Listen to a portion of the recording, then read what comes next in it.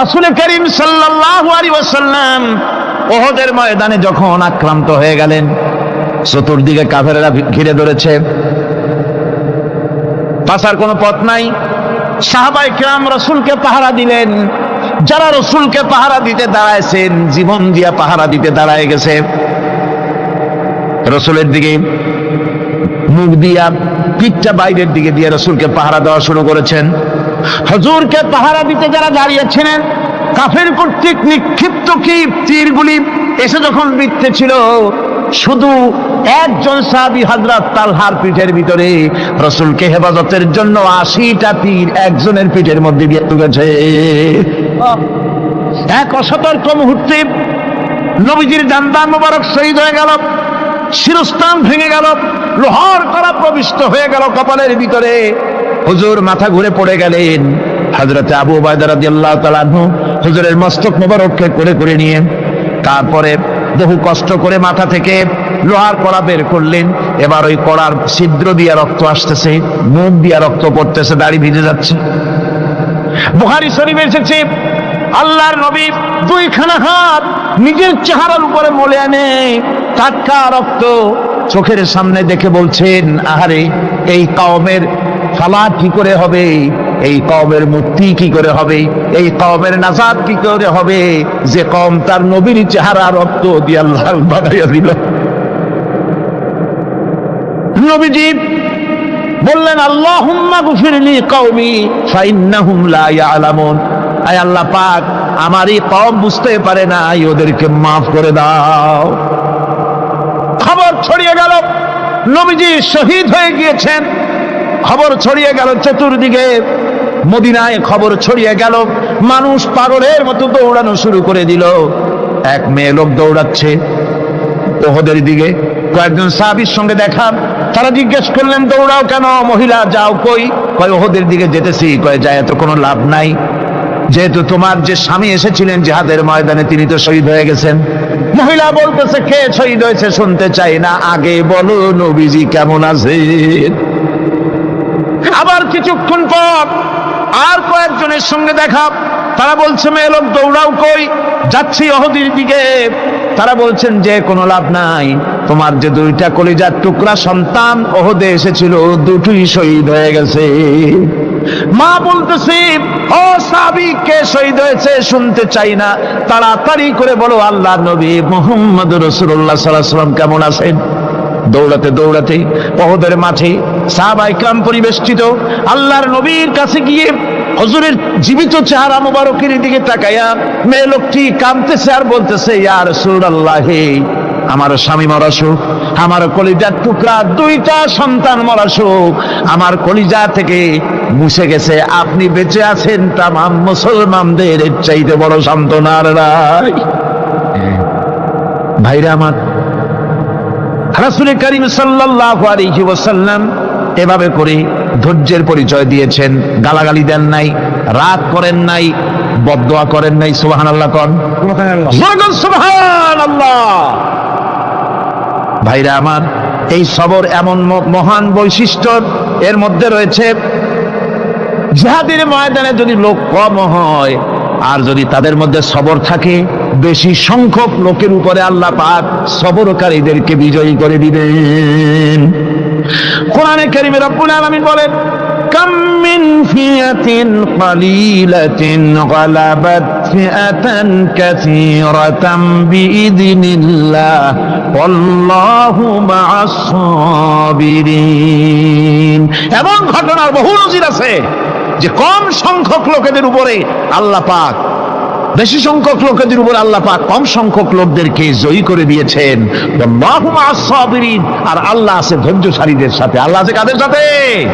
দেখেন না বদরের কামটা, বদরের ময়দান, 313 জন মুসলমান, অস্ত্রপাতি নাই, সামান্য সামান্য অস্ত্র, আর কাফেরেরা এসছে হাজারেরও বেশি। আমার বন্ধুগণ, ধৈর্য কত বড় কাম দিল, ধৈর্য ধারণ করেছেন তারা, আল্লাহর উপরে ভরসা করেছেন। আল্লাহ রাব্বুল আলামিন অস্ত্রের কাজ কি দিয়া করায় দিলেন।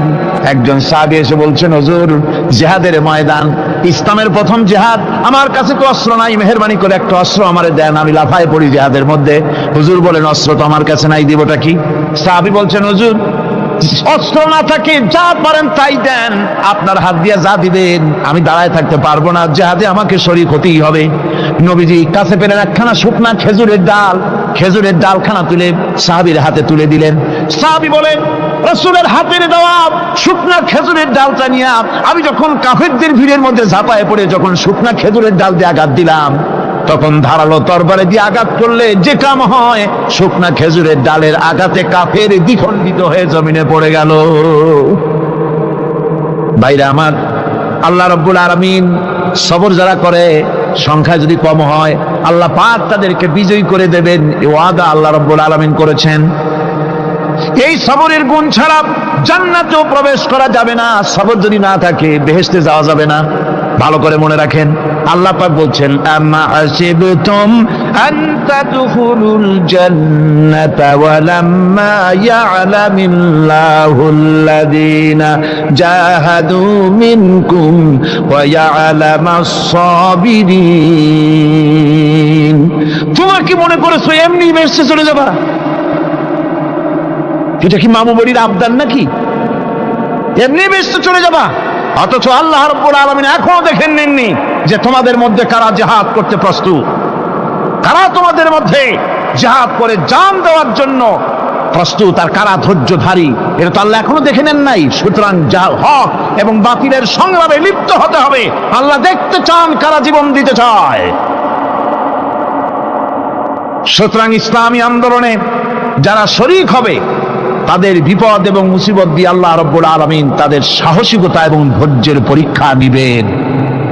কোরআনে কারীম বলছেন وَلَنَبْلُوَنَّكُمْ حَتَّى نَعْلَمَ الْمُجَاهِدِينَ مِنكُمْ وَالصَّابِرِينَ وَنَبْلُوَ أَخْبَارَكُمْ।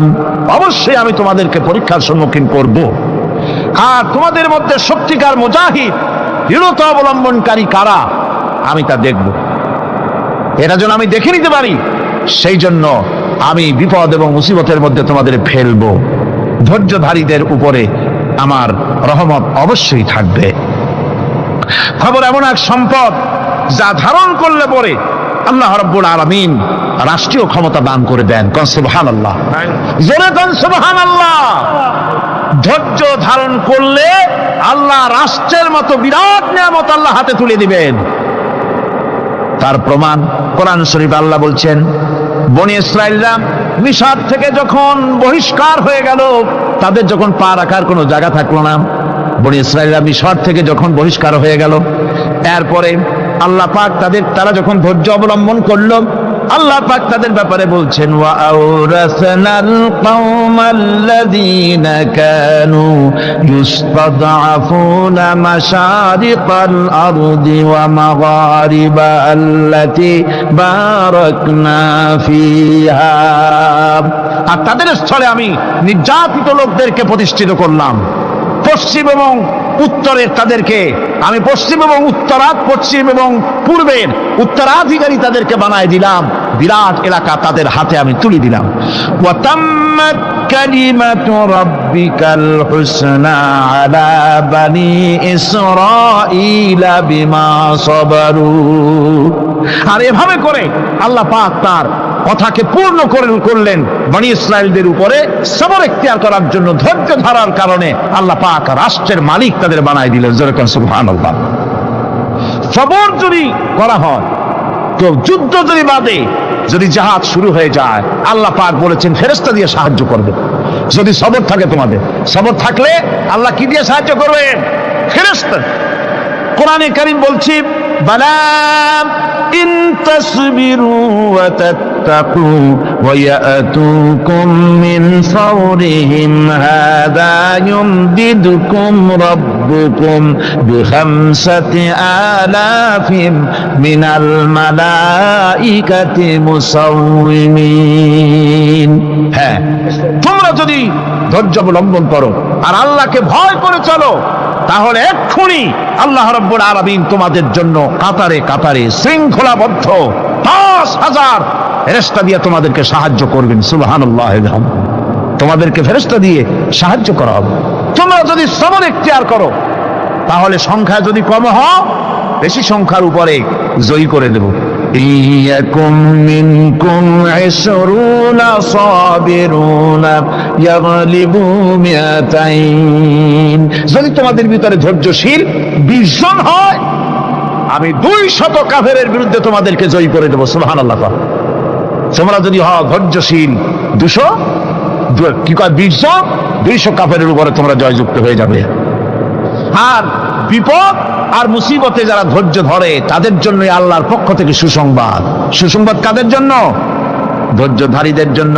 কোরআনে কারীম বলছে ওয়াবাশশিরিস সাবিরিনাল্লাযীনা ইযা আসাবাতহুম মুসিবাতুন ক্বালু ইন্না লিল্লাহি ওয়া ইন্না ইলাইহি রাজিউন। সুসংবাদ সেই সব ধৈর্যশালীদের জন্য যারা নাকি বিপদ এবং মুসিবতে আসলে যারা বলে, কি বলে? পড়েন আমার সাথে, ইন্না লিল্লাহি ওয়া ইন্না ইলাইহি রাজিউন। এটা শুধু আমাদের লোকেরা কেউ মরলে পড়ে, এটা শুধু মরার সময় নয়, বরং যে কোনো বিপদ আর মুসিবত এলে মুমিন বান্দা যারা তারা কি পড়বে? ইন্না লিল্লাহি ওয়া ইন্না ইলাইহি রাজিউন। নিশ্চয়ই নিশ্চয়ই আমরা আল্লাহর জন্য এবং আমাদের সকলকেই আল্লাহর কাছে ফিরে যেতে হবে, প্রত্যাবর্তিত হতে হবে। সবরকারীদের জন্য রয়েছে জান্নাতের সুউচ্চ সম্মানের জায়গা। জান্নাতে সবচেয়ে সম্মানজনক জায়গা আল্লাহ রাব্বুল আলামিন ধৈর্যশালীদেরকে দান করবেন। কোরআনে কারীম বলছেন উলাইকা ইউজজাউনাল গুরফাতা বিমা সাবারু ওয়া ইউলাক্কাউনা ফিহা তাহিয়াতাও ওয়া সালামা। এরা হলো সেই সব লোক যাদেরকে প্রদান করা হবে বেহেশতের সুউচ্চ মঞ্জিল, কারণ তারা সবর ইখতিয়ার করেছিল, তারা সবর করছিল, এই জন্য বেহেশতের সবচাইতে ভালো জায়গা তাদের দেওয়া হবে। কোন আলহামদুলিল্লাহ, জোরে কোন আলহামদুলিল্লাহ। এবং জান্নাতে সবরকারীদেরকে সম্বর্ধনা দেওয়া হবে, সম্বর্ধনা দেওয়া হবে।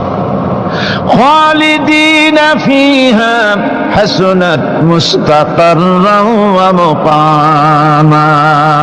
চিরদিন তারা জান্নাতের ভেতরে বসবাস করবে এবং কতই না সুন্দর, কতই না উত্তম জায়গা সবরকারীদের জন্য আল্লাহ বেহেশতের মধ্যে রেখে যাবেন। জান্নাতে প্রবেশ করার সাথে সাথে চতুর্দিক থেকে ফেরেশতারা ছুটে আসবে সবরকারীদের জন্য। ওয়াল মালাইকাতু ইয়াদখুলুনা আলাইহিম মিন কুল্লি বাব। চতুর্দিক থেকে ফেরেশতারা তাদেরকে ইস্তেকবাল করবে, কি বলবে? সালামুন আলাইকুম বিমা সাবারতুম ফানি'মা উকবাদ-দার। তোমাদের প্রতি শান্তি বর্ষিত হোক, কারণ তোমরা পৃথিবীতে সবর অবলম্বন করেছিল। কতই না উত্তম জায়গা, কতই না সুন্দর জায়গা আল্লাহ রাব্বুল আলামিন সবরের বিনিময় তোমাদেরকে দান করেছেন। সুতরাং এই সবর হচ্ছে মুসলমানদের জন্য সবচেয়ে বড় নিয়ামত। আজ আমার তো মনে হয় পৃথিবীতে মুসলমানরাই সবচেয়ে বেসবর। ট্রেনে যাবে বসা নিয়ে বেসবর, টিকিট নিয়ে বেসবর, বাসের মধ্যে বেসবর, বাজারে যাবে বেসবর, স্কুলে যাবে বেসবর, যেখানে যান সব জায়গায় আমরা বেশি অধৈর্য, ঠিক কিনা কর? সামান্য সামান্য জিনিস নিয়ে ঝগড়া করা, মারামারি করা, এই হচ্ছে আমাদের ট্র্যাডিশন। ধৈর্য অবলম্বন করতে হবে জীবনের সকল ক্ষেত্রে, এই ধৈর্য আমাদেরকে রক্ষা করতে হবে। এই ধরনের ধৈর্য যদি আমরা অবলম্বন করতে পারি তাহলে আল্লাহ পাক বলছেন উলাইকাল্লাযীনা সাদাকু ওয়া উলাইকা হুমুল মুত্তাকুন। এরাই হলো ঈমানের দাবিতে সত্যবাদী। কোন আলহামদুলিল্লাহ। কারা কারা? না না, শুধু সবরকারী না, এই যে 10টা পয়েন্ট বলা হলো, কয়টা পয়েন্ট বলা হয়েছে? 10টি পয়েন্ট। সেই 10টি পয়েন্ট যারা পালন করবে এরা হলো ঈমানের দাবিতে সত্যবাদী, আর এরাই হচ্ছে প্রকৃতপক্ষের মুত্তাকি। আমরা মুত্তাকি বুঝি দাঁতে ছাতা, দাড়ি আশ্রয় না, জাব্বা জুব্বা গায়ে দিয়ে কোনো জায়গায় পড়ে থাকে। হ্যাঁ, এটা বড় মুত্তাকি, খুব পরহেজগার। সালাদ সট্টর যদি পড়ে তাহলে তো আরো বড় পরহেজগার। জি, আর যদি কাপড় চোপড় মোটেও না থাকে তাহলে তো খাজা বাবা হয়ে গেল। জি, নাউযুবিল্লাহ মিন যালিক। আর আল্লাহ বলছে মুত্তাকি কারে কয় শোনো, এরে কয় মুত্তাকি যাদের মধ্যে এই 10টা গুণ আছে। এই 10টি সত্য যদি সম্পাদন করতে পারি, যদি আমল করতে পারি, জীবন ধন্য হয়ে যাবে। সেই 10টি কথা আমি আবার আপনাদের স্মরণ পটে তুলে দিতে চাই, প্যাকেট করে পকেটে উঠাই দিতে চাই, যেন বাড়ি নিয়ে যেতে পারেন।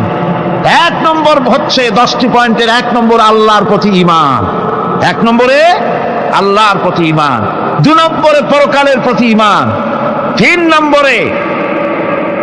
নম্বরে ফেরেশতাদের উপর ঈমান, 4র্থ নম্বরে কিতাবের প্রতি ঈমান, 5ম নম্বরে নবীদের প্রতি ঈমান, 6ষ্ঠ নম্বরে সহায় সম্বলহীন নিকটবর্তী আত্মীয়, ইয়েতিম, মিসকিন, প্রবাসী, মুসাফির, সাহায্য প্রার্থী, এদেরকে মুক্ত করার জন্য এদেরকে সাহায্য প্রদান করা, 7 নম্বরে নামাজ প্রতিষ্ঠা করা, 8 নম্বরে যাকাত আদায় করা, 9 নম্বরে ওয়াদা পালন করা, 10 নম্বরে সবর এখতিয়ার করা। কয়টা হলো? এই 10টি কাজ যদি আমরা পালন করতে পারি, বিপদে মুসিবতে ধৈর্য ধারণ করতে পারি, যত মুসিবত আসুক, আসলে এগুলি কিছু না। মুসিবত আল্লাহ টেস্ট করবেন, মুসিবত দিয়া আল্লাহ টেস্ট করেন। দেখা যায় যে ওদের শক্তি খুব বেশি, চোখে আপনি দেখতে পারেন, কিন্তু আল্লাহ বলছেন ইন্না কায়দাশ শায়তানে কানা দাঈফা। বাতিলরা হলো শয়তান। বাতিলরা কি? আর ওদের চক্রান্ত আসলেই দুর্বল। এদের চক্রান্ত আসলে কি? দুর্বল।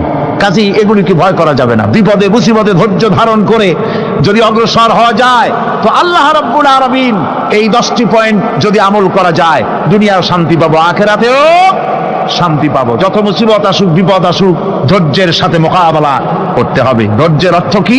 আমি আগেই বলেছি, ধৈর্যের অর্থ হচ্ছে অবিচলতা, দৃঢ়তা, বরদাস্ত করা, সহিষ্ণুতা, ধীরতা, স্থিরতা। ধৈর্যের অর্থ এটা নয় একজন একটা থাপ্পড় মারলো আর আপনি বলবেন যে বাবা ব্যথা পাইছো নাকি, তাহলে আর একখান থাপ্পড় দিয়া দাঁত আমার সবগুলো ভালায় না। এর নাম ধৈর্য নয়। ধৈর্য হচ্ছে পরিস্থিতির মোকাবেলা করতে হবে সাহসিকতার সাথে, এর নাম হচ্ছে ধৈর্য। ওই যে আমি একটা দৃষ্টান্ত দিয়ে থাকি, এক সাপ একবার মুরিদ হয়েছিল এক পীর সাহেবের কাছে। পীর বলছিলেন যে আমি তো এইসব সাপ টাপ মুরিদ বানাই না। কয় না হুজুর, আমারে বানান। তারপরে মুরিদ বানায় কিছু অজিফাতারে শিখাই দিল আর বললো খবরদার কাউকে দংশন করবে না। ঠিক আছে, সে যায়া জিজ্ঞাসা শুরু করে দিয়েছে। এর মধ্যে জমিনে রাখাল আসছে, ধান কাটছে, ধানগুলো নিবি কি করে, দড়ি দাড়ি পাচ্ছে না। তো কি করা যায়, বানবে কি দিয়া? সন্ধ্যার পরে অন্ধকারে দেখে যে দড়ি একটা পড়ে আছে। ও যে কি দড়ি তা তো ওরা বোঝে না। ওইটারে নিয়ে ধানরে ফেসাইয়া লেজ দিয়ার মাথা দিয়ে এরকম করে বাসেটারে দিয়ে বাঁধছে। সাপ তখন বলতেছে, হায় হায় রে, কেবল যে মুরিদ হইছি, তা না হলে তুই ঠিক পাইছি যে আমি কি ধরনের দড়ি। এরপরে নিয়ে বাড়ি নিয়ে ভালাই দেশে খুলে সাপটার ঘাড় গেছে মস্কিয়া। বহুত কষ্ট করে হুজুরের বাড়ি গিয়ে হাজির। কয় যে হুজুর কি একখান জিকের শিখাইলেন, আমার তো ঘাটটার মস্কে শেষ। আশ্চর্য কথা, কত মানুষ মুরিদ হইলো, কত কিছু মুরিদ হইলো, কারো তো জিকের করলে ঘাড় মস্কে যাবে কেন? এটা কেমন কথা? কয় হুজুর ঘটনাই। আরে বেটা ঘটনা এইটা, তুই কি করছিলি? কয় যে আপনি যে নিষেধ করছেন দংশন করতে, আমি তো দংশন করতে পারিনি। আরে বেটা, দংশন করতে নিষেধ করছিলাম, ফোঁস করতে তো নিষেধ করি নাই। তোরে যখন দড়ি মনে করে হাত দিছিল, ফোঁস করে উঠতি, ওই রাখা লাফ দিয়া বন আর পার হইয়া দিল্লি চলে যেত। কাজী ধৈর্যের মানে শীত হয়ে পড়ে না। ধৈর্য মানে অবিচলতা, দৃঢ়তা নিয়ে শক্তি সঞ্চয় করে আল্লাহর উপরে ভরসা করে বাতিলের বিরুদ্ধে ঝাঁপিয়ে পড়তে হবে, বাতিল উৎখাত হতে বাধ্য হবে। অনাটনে, বিপদে মুসিবতে আর হক আর বাতিলের সংঘর্ষ চলাকালীন ধৈর্য ধারণ করা, এটা হলো সবচাইতে একটা বড় কোয়ালিটি। কোরআনে কারিমে সবর শব্দটি সবচাইতে বেশি ব্যবহার করা হয়েছে। সর্বাধিক ব্যবহৃত শব্দ কোনটি? সবর। সবর আরবি একটি মৌলিক শব্দ, এমন একটি মৌলিক শব্দ যার তাৎপর্য অন্য কোনো ভাষা দিয়া, খবরটা বললে যেমন বোঝানো যায়, অন্য কোনো ভাষা দিয়া এটার অর্থ করে এটার হক আদায় করা সম্ভব না। আর এই সবর কোরআনে কারিমে বিভিন্ন জায়গায় বিভিন্ন অর্থে ব্যবহার হয়েছে। যেমন সবর শব্দের অর্থ হচ্ছে অবিচলতা, বাংলায় যা বোঝানো যায় সবর শব্দের অর্থ হচ্ছে অবিচলতা, দৃঢ়তা, সহিষ্ণুতা, মন মেজাজের সমতা, ধীরতা, স্থিরতা, কষ্ট সহিষ্ণুতা, বরদাস্ত করা। এগুলি এই সবরের এই শব্দ, এই অর্থগুলি কোরআনে কারিমের বিভিন্ন জায়গায় বিভিন্ন রকম এটাকে ব্যবহার করা হয়েছে। সবর একটি মৌলিক মানবীয় গুণ। এই গুণ যার মধ্যে আছে সে তার নৈতিকতার শীর্ষে পৌঁছে যেতে পারে। আর এই গুণটি যার মধ্যে অভাব, এই সবর যার ভিতরে নাই, সে মানুষের পর্যায়ে পড়ে না। যত অসুবিধা, যত কষ্ট, যত রকমের বিপদ মুসিবত, যত রকমের অসুবিধার সৃষ্টি হয়, তার মূলীভূত কারণ হচ্ছে ধৈর্যের অভাব, সবরের অভাব। দুনিয়ার সমস্ত নবী রাসূলগণ সবর অবলম্বন করেছেন। তারা ছিলেন সবরের মূর্ত প্রতীক। সবর কাকে বলে দুনিয়াবাসীকে তারা তা দেখিয়ে দিয়েছেন।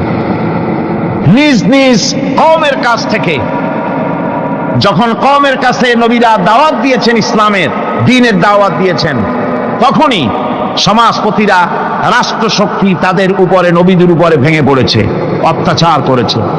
আল্লাহর পয়গম্বরেরা এই সমস্ত অত্যাচারের মোকাবেলায় চরম ধৈর্যের পরিচয় দিয়েছেন। কোরআনে কারিমে উল্লেখ করা হয়েছে অত্যাচারের মোকাবেলায় আম্বিয়ায়ে কেরাম যা বলেছেন সেটা হলো এই: وَمَا لَنَا أَلَّا نَتَوَكَّلَ عَلَى اللَّهِ وَقَدْ هَدَانَا سُبُلَنَا। আল্লাহ পাক বলেন, পয়গম্বরেরা বলেছেন আমরা আল্লাহর উপরে ভরসা করব না, তো কার উপরে ভরসা করব?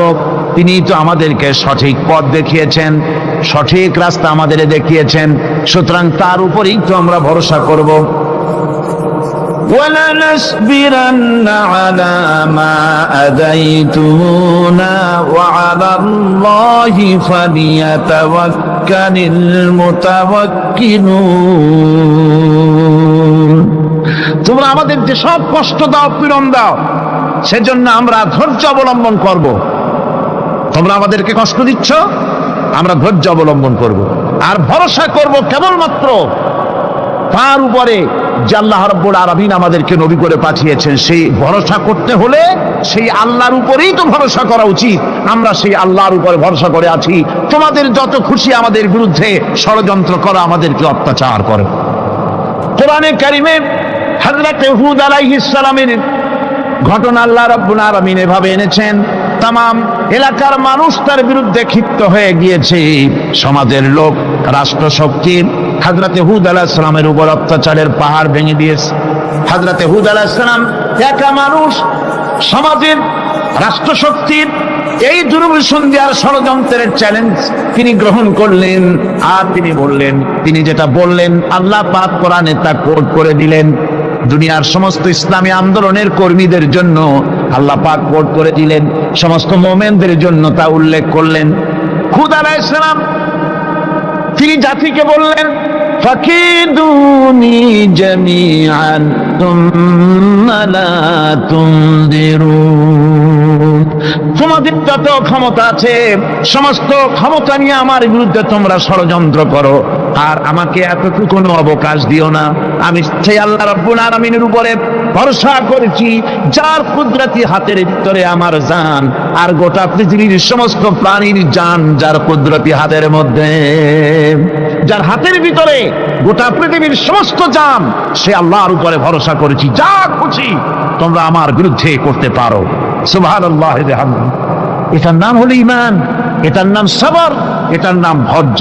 এই ধৈর্য আসে ঈমানে কামেল হলে পরে এবং আল্লাহর উপরে পরিপূর্ণ বিশ্বাস হলে পরে। যদি কারো দিনের মধ্যে কথা বিশ্বাস থাকে যে আমার জন্য আল্লাহর পক্ষ থেকে যদি কোনো বুলেট নির্ধারণ করা থাকে, গোটা বিশ্ব যদি আমাকে পাহারা লাগায়, ওই বুলেট থেকে আমাকে বাঁচাইতে পারবে না। আর আমার জন্য যদি একটা বুলেট আল্লাহ কর্তৃক নির্ধারিত থাকে, তাহলে গোটা পৃথিবীর মানুষ চেষ্টা করেও সেই বুলেট থেকে আমাকে রক্ষা করতে পারবে না। এটার নাম হচ্ছে ঈমান। এই ঈমান যখন মানুষের মধ্যে সৃষ্টি হয়ে যায়, তখন সে বিপ্লবী শক্তিতে পরিণত হয়ে যায়। তার কাছে ভয় বলে কোনো জিনিস থাকে না, যেহেতু সে তো ভরসা করেছে এমন শক্তির কাছে যার চাইতে প্রচন্ড ক্ষমতা, আকাশেও কারো নাই, জমিনেও। তিনি কে? জোরে চিল্লায় বলেন, তিনি কে? আমার বন্ধুগণ, রাসূল করিম সাল্লাল্লাহু আলাইহি ওয়াসাল্লাম হিজরতের রাতে সৌর পাহাড়ের গাড়ে সৌরের কাছে যখন চলে গেছেন, হজরে রক্ত হয়ে হয়ে আসতেছে। হযরতে আবু বকর রাদিয়াল্লাহু তাআলা আনহু বলছেন, হে আল্লাহর রাসূল, এখন আর অগ্রসর হওয়া ঠিক হবে না, বেলা উঠে গেলে ধরা পড়ে যাব, এখানে গুহা আছে, ভিতরে প্রবেশ করি। হযরতে আবু বকর রাসূলের সম্মতি পেয়ে হযরতে আবু বকর রাদিয়াল্লাহু তাআলা আনহু বলছেন, ইয়া রাসূলুল্লাহ, পাহাড়িয়া গুহা, সাপ বিচ্ছু থাকতে পারে, আমাকে অনুমতি দেন, আমি আগে ভিতরে ঢুকে সাফ করে আপনাকে ডাকি। ভিতরটা সাফ করে তিনি ডাকলেন। রাসূল করিম ভিতরে ঢুকে বলছেন, আবু বকর, পাহাড় বেয়ে বেয়ে বড্ড কষ্ট হয়েছে, একটু বসো, তোমার উরুর উপরে মাথা রেখে আমি একটু ঘুমাইয়া যাই। আল্লাহর নবী আরাম ফরমাচ্ছিলেন। সকালবেলায় কাফির বেঈমানেরা যখন আস্তে আস্তে করে গুহা মুখে পৌঁছে গেছে, পায়ের চিহ্ন এখানে শেষ, তাদের নিশ্চিত ধারণা এর ভিতরে নবীজি আছেন। বলছে, বেরিয়ে আসো। একজন বলে নাই, আর একজন বলে আছে, এভাবে তাদের মধ্যে দ্বিমত হয়ে গেল। হযরত আবু বকর বলছেন, ইয়া রাসূলুল্লাহ, আমরা তো ধরা পড়ে গেছি, আমাদের তো আর উপায় নাই, এই গুহাটা এতই অগভীর, শুয়ে যদি হাঁটু উঁচু করা যায় উপর থেকে দেখা যায়, বসলে পরে মাথা দেখা যায়, ধরা তো পড়ে গেছি, উপায় নাই। আল্লাহর নবী তখন তার হাবিব, তার বন্ধুকে কি বললেন? বিশ্ববাসীর জন্য আল্লাহ পাক কোরআনে তা উঠায় দিলেন। নবীজি তার বন্ধুকে ডেকে বললেন, লা তাহজান ইন্নাল্লাহা মা'ানা। ও আমার সাথী, কোনো চিন্তা করো না, ভয় পেও না, শঙ্কিত হয়েও না, আমরা মাইনরিটি নই, আমরাই মেজরিটি, কারণ আল্লাহ রাব্বুল আলামিন আমাদের সাথে আছেন। সুবহানাল্লাহ। এই চিন্তা, এই ধারণা যদি মানুষের মনের মধ্যে থাকে, তাহলে কখনোই তার মন দুর্বল হবে না, ঈমান দুর্বল হবে না। উহুদের ময়দানে যুদ্ধ শুরু হয়ে গেল। সকালবেলা যুদ্ধ শুরু হতে হতে এক ধাওয়া খায়া মক্কার কাফেরেরা আধা ঘন্টার মধ্যে যুদ্ধের ময়দান থেকে পালায় গেছে, অস্ত্র টস্ত্র খাদ্য রস যা ছিল সব থুইয়া আধা ঘন্টার মধ্যে পালায় চলে গেছে। যুদ্ধ তো করব দূরের কথা, সাহাবীরা সকাল থেকে দুপুর গড়ায় যায়, বিকাল গড়ায় যায়, কাফেরেরা আর আসে না। সাহাবীরা মনে করছে ওরা মাইরমুর খায়া মক্কায় পালায় গেছে, মনে হয় আর আসবে। এখন সাহাবীরা কি করছে, তারা যে গনিমতের মাল টোকানো শুরু করছে, খাওয়ার বস্তা, চাউলের বস্তা, অস্ত্র, উট, ঘোড়া যা আছে সবাই গনিমতের মাল টোকানো শুরু করছে। সন্ধ্যা হয়ে যায়, আর কখন আসবে ওরা? কিন্তু ওরা যে কি করছে, এক পাহাড়ের গুহায় যায় সবগুলা লুকায় রয়েছে, যে মুসলমানরা যখন নামাজ পড়বে অথবা তারা একত্রিত হয়ে খাওয়া দাওয়া করবে, তখন আমরা অতর্কিত যায় তাদের উপরে হামলা করব, পিছন দিক থেকে হামলা করব। সেটাই করছে। সাহাবীরা গনিমতের মাল টোকাইতেছে, আর কাফেরেরা দূর থেকে আইসা অতর্কিত সাহাবীদের উপরে হামলা শুরু করে দিচ্ছে। এমন আক্রমণ, এমন আক্রমণ, কাফেররা বলতেছে আগে মুহাম্মদকে শেষ করে দাও, মুহাম্মদকে শেষ করলে মুসলমান দুর্বল হয়ে যাবে। বলে নাউজুবিল্লাহ। কাফেররা এসে চতুর্দিক থেকে আল্লাহর নবীকে ঘিরে ধরছে। মুসাব ইবনে উমাইর দূর থেকে দেখে আল্লাহর নবীর উপরে তারা তীর মারতেছে, বর্ষা মারতেছে, পাথর মারতেছে, তরবারি ছিঁড়ে ছিঁড়ে মারতেছে। মুসাব ইবনে উমাইর বলে, আমার কলিজার টুকরা নবী যদি উহুদের ময়দানে শহীদ হয়ে যায় তাহলে সব শেষ হয়ে যাবে। ঠিক না? মুসাব ইবনে উমাইর একটা কৌশল গ্রহণ করলেন। কি কৌশল? বাচ্চা এদিকে আসো। কোথায় যাও? বলে হাঁটতে বেরিয়েছি। আরে তুমি না প্রতিদিন একটা লাল পাখি নিয়ে ঘুরতে আসো, আজকে তোমার লাল পাখিটা কোথায়? ওই বাচ্চাটা কান্না করে বলে, ওগো রহমাতুল লিল আলামিন, আমার একটা লাল পাখি আছে, সেটার খবরও কি আপনার কাছে আছে? বলে সেটার খবরও আমার কাছে আছে। আল্লাহু আকবার।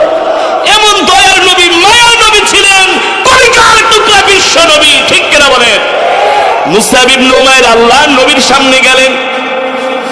নবীজি তাকে দেখেন মুসআব ইবনে উমাইর শুকায়া কাঠ হয়ে গেছে, গায়ের মধ্যে যে জামা ছিঁড়ে গেছে, এত অসুস্থ, ঠিকমতো হাঁটতে পারে না, অনেক দিন পর্যন্ত ঘরের মধ্যে আটকে রেখেছেন।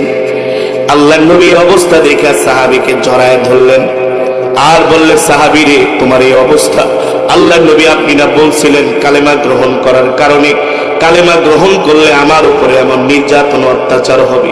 ওগো নবীজি, অনেকদিন পর্যন্ত আমার মা বাবা আমার উপরে এমন নির্যাতন করেছে।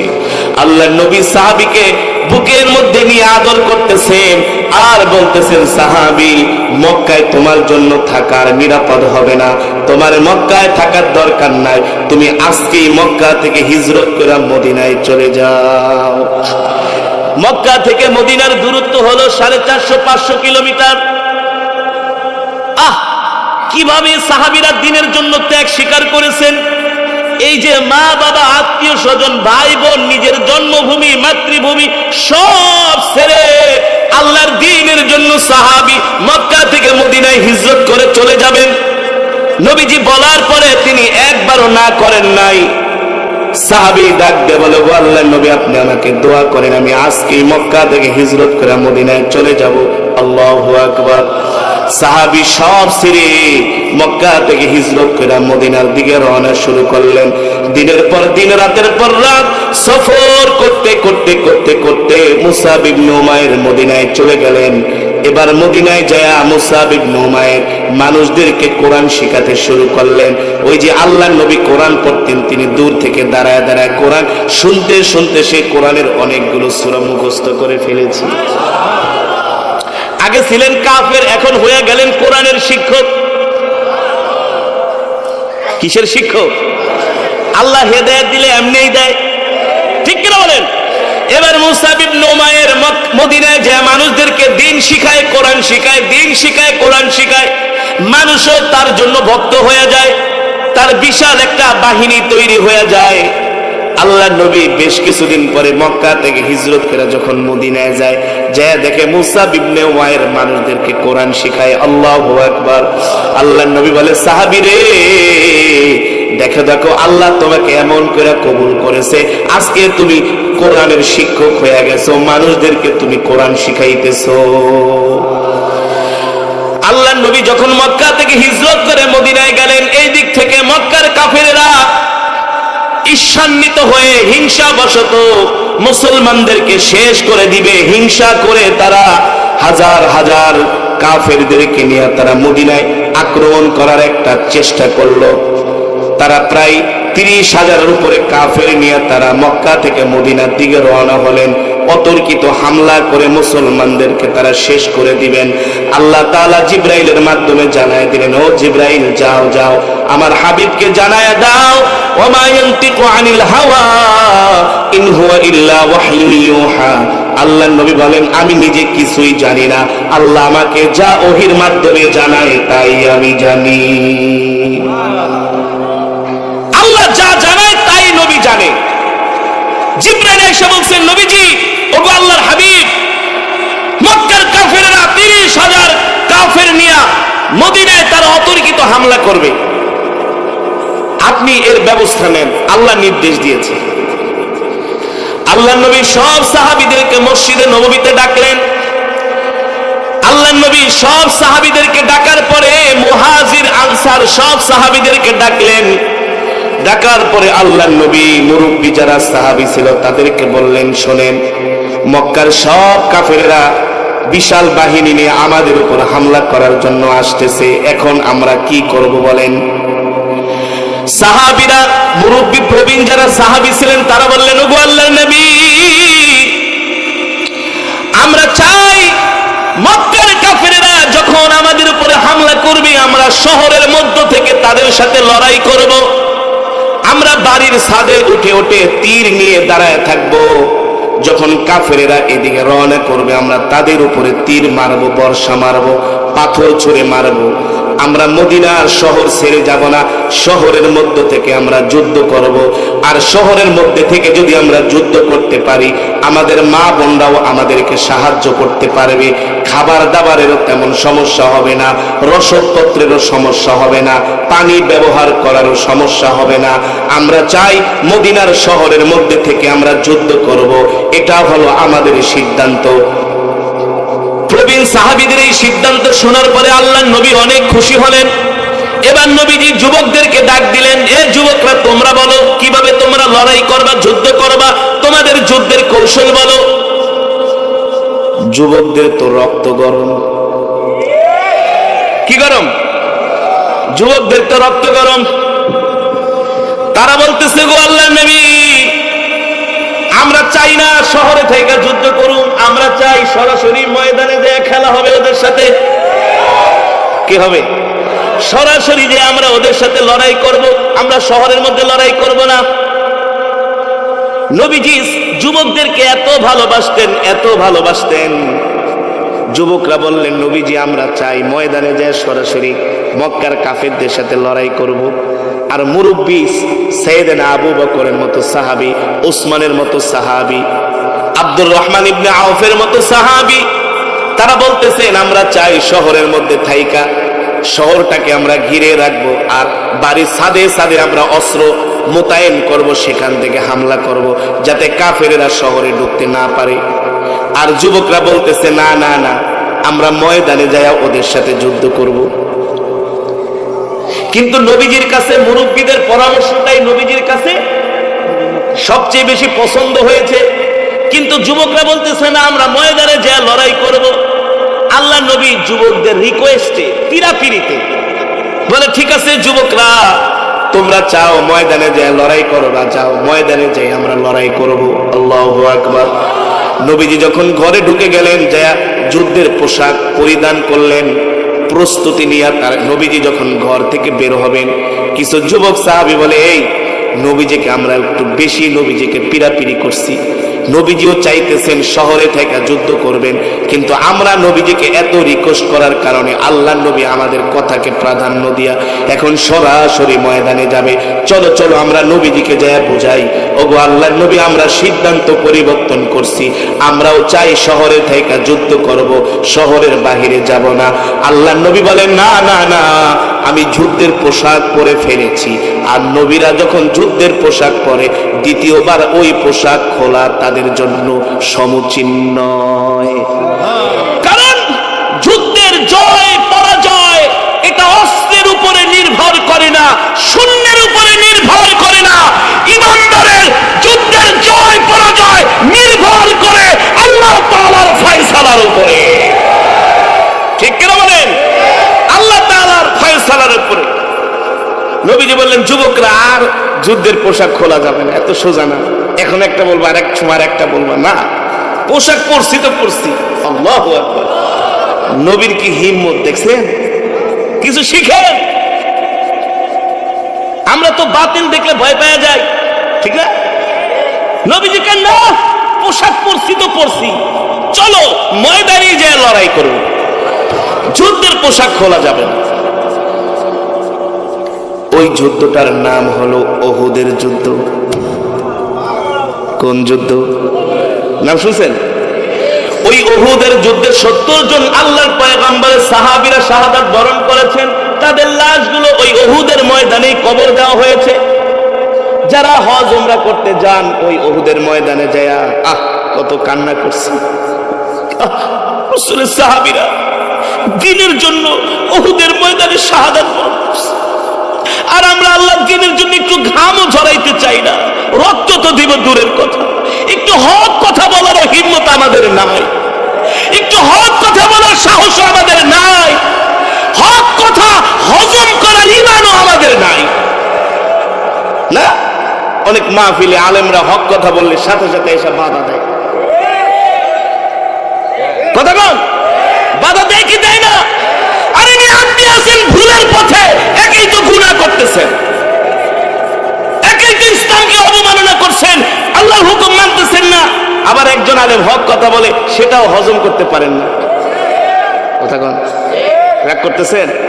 আরে আপনারা তো ভালো, মুরাদনগর কোম্পানিগঞ্জের মানুষ ভালো, আল্লাহওয়ালা, দিনদার, আলহামদুলিল্লাহ, আলহামদুলিল্লাহ বলেন।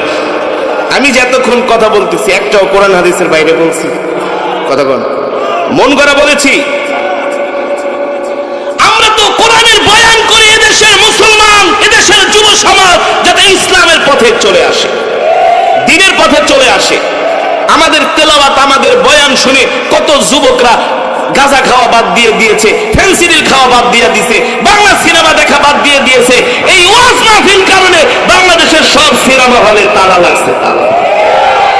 কথা জারি গান, পালা গান, যাত্রা ফাত্রা, সার্কাস ঠারকাস সব বন্ধ হয়ে গেছে এই কোরআনের মাহফিলের কারণে।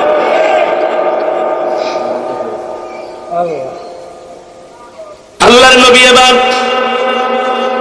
সাহাবীদেরকে নিয়ে ময়দানে লড়াই করার জন্য যাবেন, যুদ্ধ করার জন্য যাবেন। সেনাপতির দায়িত্ব কাকে দিবেন?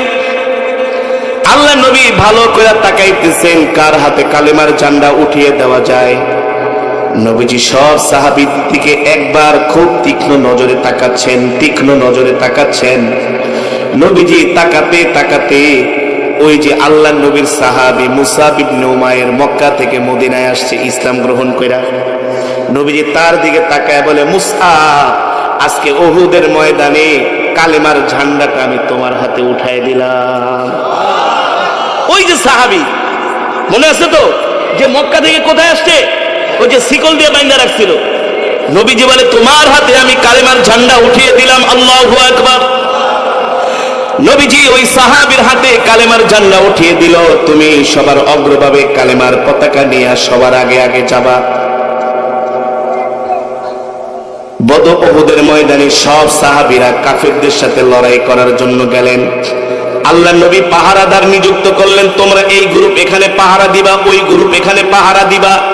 যুদ্ধের ফলাফল যাই হোক না কেন, আমার নির্দেশ ছাড়া এখান থেকে পাহারা উঠাবা না। যে যেখানে দাঁড়ায় আছো সেখানেই পাহারা দিবা, পাহারার জায়গা ত্যাগ করবা না। মক্কার কাফেররা গোয়েন্দা পাঠাইলো, এ মুসলমানদের কি অবস্থা? বলে, বেশি না, মাত্র 3000 মুসলমান, আর মক্কার কাফেররা 30,000। কয় হাজার? ওরা বলতেছে 10,000 আমরা সামনে আসবো, আর 20,000 রিজার্ভ থাকবে, 30,000 কাফের। তারা যখন শুনছে 3000 মুসলমান সৈন্য, মক্কার কাফেরেরা বলে, তোমরা কেউ নাস্তা খায়ও না, আধা ঘন্টা যুদ্ধ কইরা 3000 সৈন্যকে ফিনিশ করে তারপরে আমরা একসাথে নাস্তা খাবো। নাউজুবিল্লাহ বলেন, জোরে বলেন নাউজুবিল্লাহ। উহুদের ময়দানে যুদ্ধ শুরু হয়ে গেল। সকালবেলা যুদ্ধ শুরু হতে হতে এক ধাওয়া খায়া মক্কার কাফেরেরা আধা ঘন্টার মধ্যে যুদ্ধের ময়দান থেকে পালায় গেছে। অস্ত্র টস্ত্র খাদ্য রস যা ছিল সব থুইয়া আধা ঘন্টার মধ্যে পালায় চলে গেছে। যুদ্ধ তো করবো দূরের কথা। সাহাবীরা সকাল থেকে দুপুর গড়ায় যায়, বিকাল গড়ায় যায়, কাফেরেরা আর আসে না। সাহাবীরা মনে করছে ওরা মাইরমুর খায়া মক্কায় পালায় গেছে, মনে হয় আর আসবে। এখন সাহাবীরা কি করছে, তারা যায় গনিমতের মাল টোকানো শুরু করছে। খাওয়ার বস্তা, চাউলের বস্তা, অস্ত্র, উট, ঘোড়া যা আছে সবাই গনিমতের মাল টোকানো শুরু করছে। সন্ধ্যা হয়ে যায়, আর কখন আসবে ওরা? কিন্তু ওরা যে কি করছে, এক পাহাড়ের গুহায় যায় সবগুলা লুকায় রয়েছে। যে মুসলমানরা যখন নামাজ পড়বে অথবা তারা একত্রিত হয়ে খাওয়া দাওয়া করবে, তখন আমরা অতর্কিত যায় তাদের উপরে হামলা করব, পিছন দিক থেকে হামলা করব। সেটাই করছে। সাহাবীরা গনিমতের মাল টোকাইতেছে, আর কাফেরেরা দূর থেকে আইসা অতর্কিত সাহাবীদের উপরে হামলা শুরু করে দিচ্ছে। এমন আক্রমণ, এমন আক্রমণ, কাফেরেরা বলতেছে আগে মুহাম্মদকে শেষ করে দাও, মুহাম্মদকে শেষ করলে মুসলমান দুর্বল হয়ে যাবে। বলে নাউজুবিল্লাহ। কাফেরেরা এসে চতুর্দিক থেকে আল্লাহর নবীকে ঘিরে ধরছে। মুসাব ইবনে উমাইর দূর থেকে দেখে আল্লাহর নবীর উপরে তারা তীর মারতেছে, বর্ষা মারতেছে, পাথর মারতেছে, তরবারি ছুঁড়ে ছুঁড়ে মারতেছে। মুসাব ইবনে উমাইর বলে, আমার কলিজার টুকরা নবী যদি উহুদের ময়দানে শহীদ হয়ে যায় তাহলে সব শেষ হয়ে যাবে। ঠিক না? মুসাব ইবনে উমাইর একটা কৌশল গ্রহণ করলেন। কি কৌশল? তোদের মা বাপ যদি তোদেরকে দুধ খাওয়ায় থাকে, পারলে আমার সাথে লড়তে আয়। এই কথা বলে কাফেরদেরকে সে উত্তেজিত করতেছে, উস্কায়া দিতেছে। তো উস্কায়া দিলেই তো কাফেরেরা সব তার দিকে আসবে, নবীর দিকে যাবে না। তার উদ্দেশ্য ছিল যে কাফেরদের দৃষ্টি নবীর দিকে নয়, তার দিকে ঘুরায় দেওয়া, যাতে নবীর গায়ে একটা ফুলের আচরণ না লাগে। চিন্তা করছেন কি কৌশল? দাঁড়ায় দাঁড়ায় একে একে পাল্লা আমার কাছে আয়, আরে আমার কাছে আয়, আমি সেনাপতি, পাল্লা আমার সাথে লড়। এমন উস্কানিমূলক কথা বইলা কাফের আগে তাহলে ওইটারে আগে ধর, ওকে আগে ধর। সব কাফেররা আইসা মুসাব ইবনে উমাইরের চতুর্দিকটা ঘিরে ধরছে। মুসাব ইবনে উমাইর আর কোনো কথা নাই, কালেমার পতাকা বাম হাত দিয়া ধরা ডান হাত দিয়া তিনি তরবারি চালাইতেছেন। আল্লাহু আকবার। বাজ পাখির মতো উড়ে উড়ে যেখানে কাফেরদের পাওয়া যায় সেখানেই তাদের কল্লাগুলো দেহ থেকে বিচ্ছিন্ন করে দেয়, কোনো কাফেরকে খুঁজে পাওয়া যায় না। মুসাব ইবনে উমাইরের এই যুদ্ধের কৌশল দেখে কাফেররা অবাক হয়ে গেল, কিরে ওকে তো আমরা কোনোভাবেই দমাতে পারি না, ওর সাথে তো আমরা কোনোভাবেই পারতেছি না, এমন প্রতিরোধ করতেছে একাই। হাজার হাজার কাফের আল্লাহর পয়গম্বরের সাহাবী মুসাব ইবনে উমাইরকে চতুর্দিক থেকে ঘিরে ধরলেন। কেউ তীর মারে, কেউ বর্ষা মারে, কেউ তরবারি দিয়ে আঘাত করে। আল্লাহর নবীর সাহাবীকে রুখতে পারে না, প্রতিরোধ করতে পারে না। অপ্রতিরোধ্য অবস্থায় তিনি লড়াই করতেছেন একাই কাফেরদের সাথে। আল্লাহু আকবার। মুসাব ইবনে উমাইর কাফেরদের সাথে লড়াই করতে করতে শত শত কাফেরকে তিনি একাই জাহান্নামে পাঠিয়ে দিয়েছেন। একজন কাফের এসে দূর থেকে মুসাব ইবনে উমাইরের ডান হাতের মধ্যে তরবারি দিয়ে একটা আঘাত করলেন। এক আঘাতে মুসাব ইবনে উমাইরের হাতটা তার দেহ থেকে বিচ্ছিন্ন হয়ে মাটিতে পড়ে গেল। এবার মুসাব ইবনে উমাইর বাম হাতে তরবারি ধরলেন আর দাঁত দিয়া কালেমার পতাকাটা একেবারে কামড় দিয়া ধরলেন। কালেমার পতাকা মাটিতে পড়তে দিলেন না, দাঁত দিয়া কামড় দিয়ে এবার তিনি বাম হাত দিয়া তরবারি চালাইতেছেন। তার সামনে কেউ আসতে পারে না। শত শত কাফেরকে তিনি একাই জাহান্নামে পাঠাচ্ছেন। একজন কাফের পিছন থেকে আইসা এমন জোরে একটা তীর মারল, মুসাইব ইবনে উমাইরের তীরটা পিছন দিক থেকে ঢুকে সামনে দিয়ে বের হয়ে গেল। একজন কাফের এসে মুসাব ইবনে উমাইরের বাম হাতের মধ্যে তরবারি দিয়ে আঘাত করলেন। এক আঘাতে মুসাব ইবনে উমাইরের বাম হাত দেহ থেকে বিচ্ছিন্ন হয়ে গেল। এবার মুসাব ইবনে উমাইর কালেমার পতাকা দাঁত দিয়া কামড় দিয়া দাঁড়ায় আছেন। আরেকজন কাফের এসে মুসাব ইবনে উমাইরের ডান পায়ের মধ্যে তরবারি দিয়ে আঘাত করলেন, তীর দিয়ে আঘাত করলেন। মুসাব ইবনে উমাইর আর জমিনে দাঁড়ায় থাকতে পারলেন না, তিনি জমিন থেকে ঠাস করে মাটির মধ্যে লুটায়া পড়লেন। অনেকক্ষণ তিনি মাটির মধ্যে লুটায়া পড়ার সাথে সাথে কাফেররা চতুর্দিক থেকে তার উপরে তীর নিক্ষেপ করে।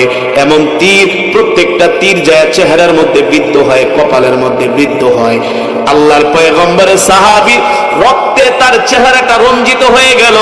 উহুদের ময়দানের ধুলা বালুগুলো তার চেহারার মধ্যে মেখে গেল। আর মুসাব ইবনে উমাইর আর দাঁড়ায় থাকতে পারলেন না।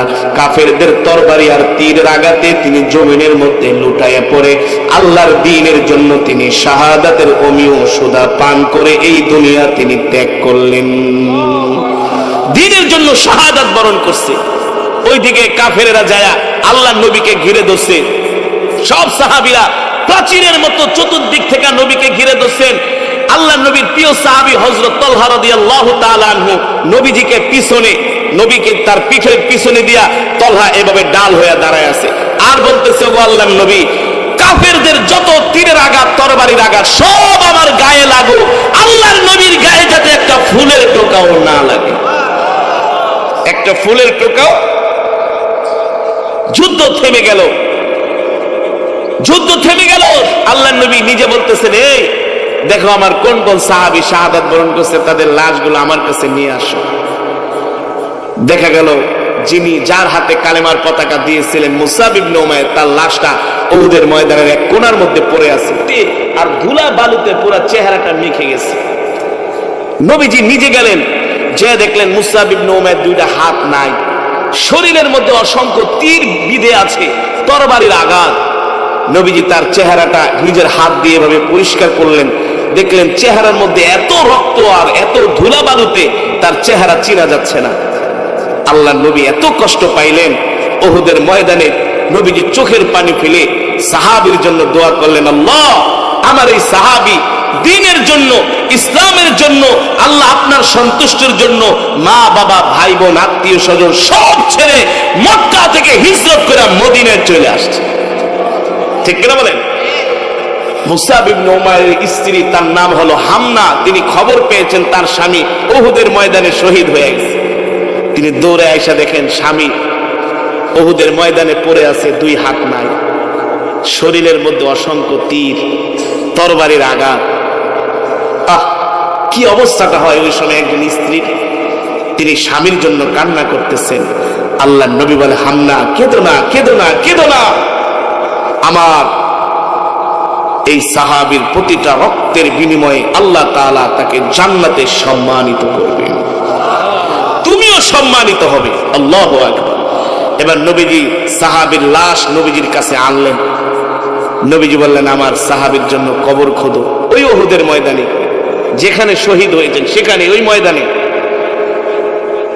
মুসাব ইবনে উমাইরের গায়ের মধ্যে যে জামাটা ছিল ওই জামা দিয়ে নবীজি বললেন তাকে কাফনের কাপড় বানায় দাও, কিন্তু কাপড়টা একটু ছোট, যদি চেহারা ঢাকে তাহলে পা ঢাকে না, পা ঢাকলে চেহারা ঢাকে না।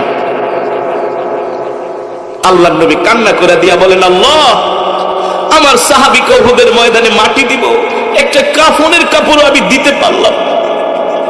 আমার সাহাবীর পাটা বের হয়ে আছে।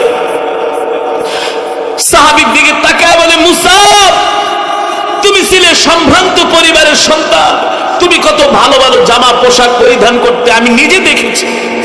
আজকে তুমি আল্লাহর দ্বীনের জন্য শাহাদাত বরণ করছো। তোমাকে আমি তোমার গায়ের কাপড় দিয়া কাফনের কাপড় বানিয়ে দাফন দিচ্ছি। আজকে এমন অবস্থা, তোমার মাথা ঢাকলে পা ঢাকে না, পা ঢাকলে মাথা ঢাকে না। আমি তোমাকে একটা ভালো কাফনের কাপড়ও দিতে পারলাম না। আল্লাহর নবী আসমানের দিকে হাত তুলে বলে, আল্লাহ তুমি আমার সাহাবীর জন্য জান্নাতের মধ্যে উত্তম পোশাকের ব্যবস্থা করে।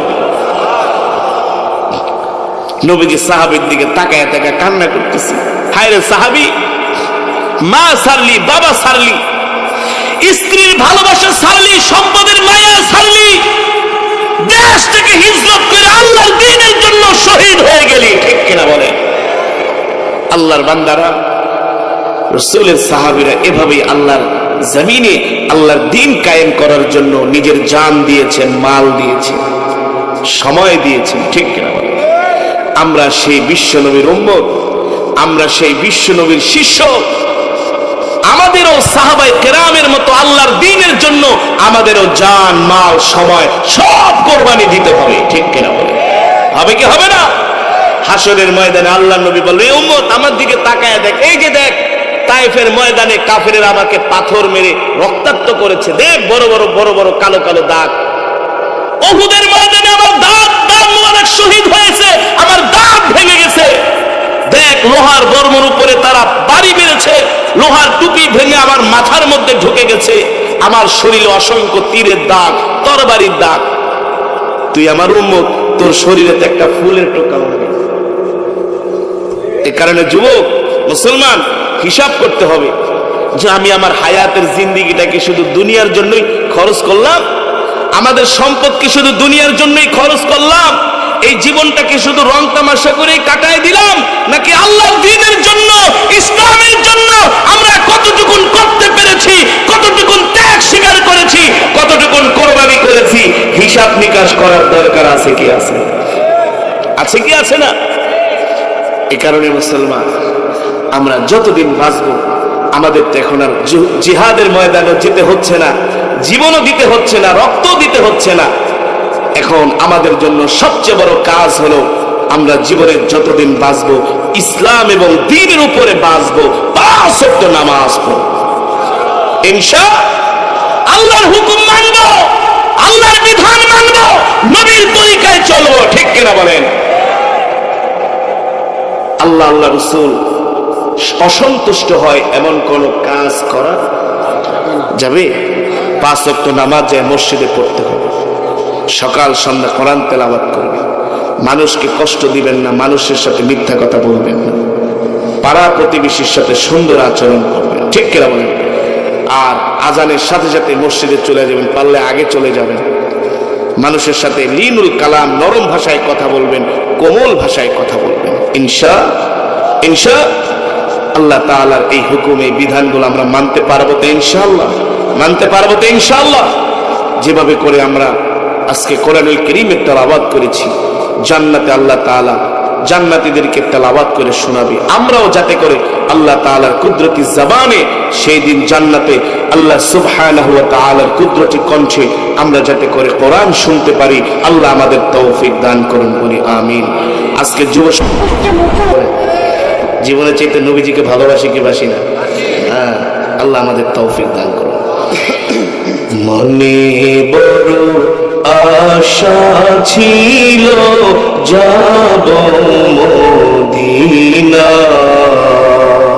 সবার মনে বড় আশা ছিল যাব মদিনা, সালাম আমি করব গিয়ে, সালাম আমি করব গিয়ে নবীজির রওজা,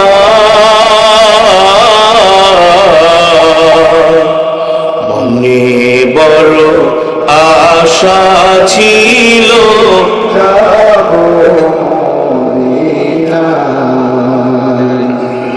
মনে বড় আশা ছিল যাব মদিনা, আরব সাগর পারি দিব নাই কো আমার তোরি,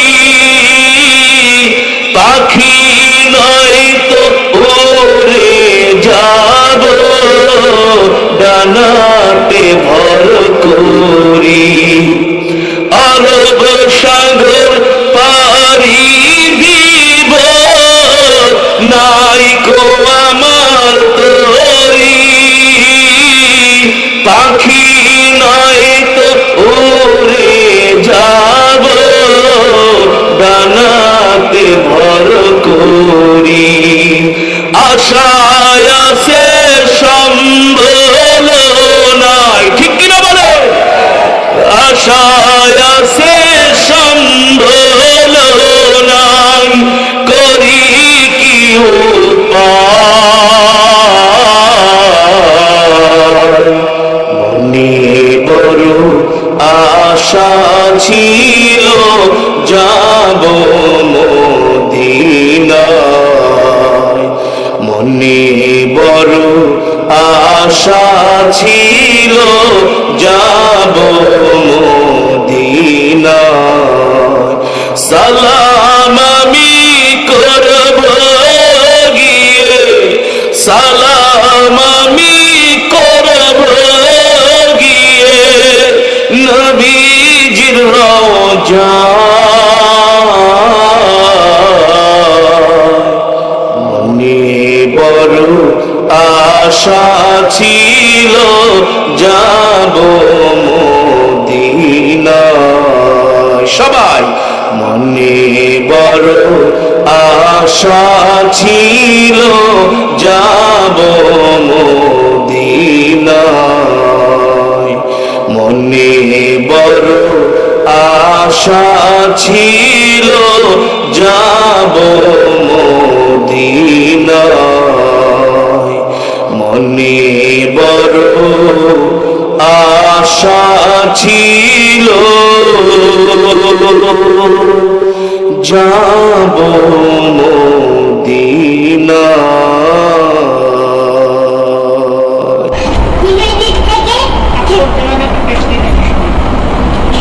নবীজি যুদ্ধের অংশ নবীও নিয়েছিলেন, লম্বা ঘটনা আমি সংক্ষেপ করে আনছি আলোচনার সামনে। কিন্তু প্রথম অবস্থায় মুসলমানদের বিজয়, নবী নেতৃত্ব দিচ্ছেন, বিজয় মুসলমানদের, কিন্তু যুদ্ধ শেষ মনে করে মুসলমান হাতিয়ার ছেড়ে দিয়ে গনিমতের মাল তালাশ করতেছেন, জমা করতেছেন। এই ফাঁকে পিছন দিয়ে উহুদের দুইটা পাহাড় এভাবে নিচের দিকে আসছে।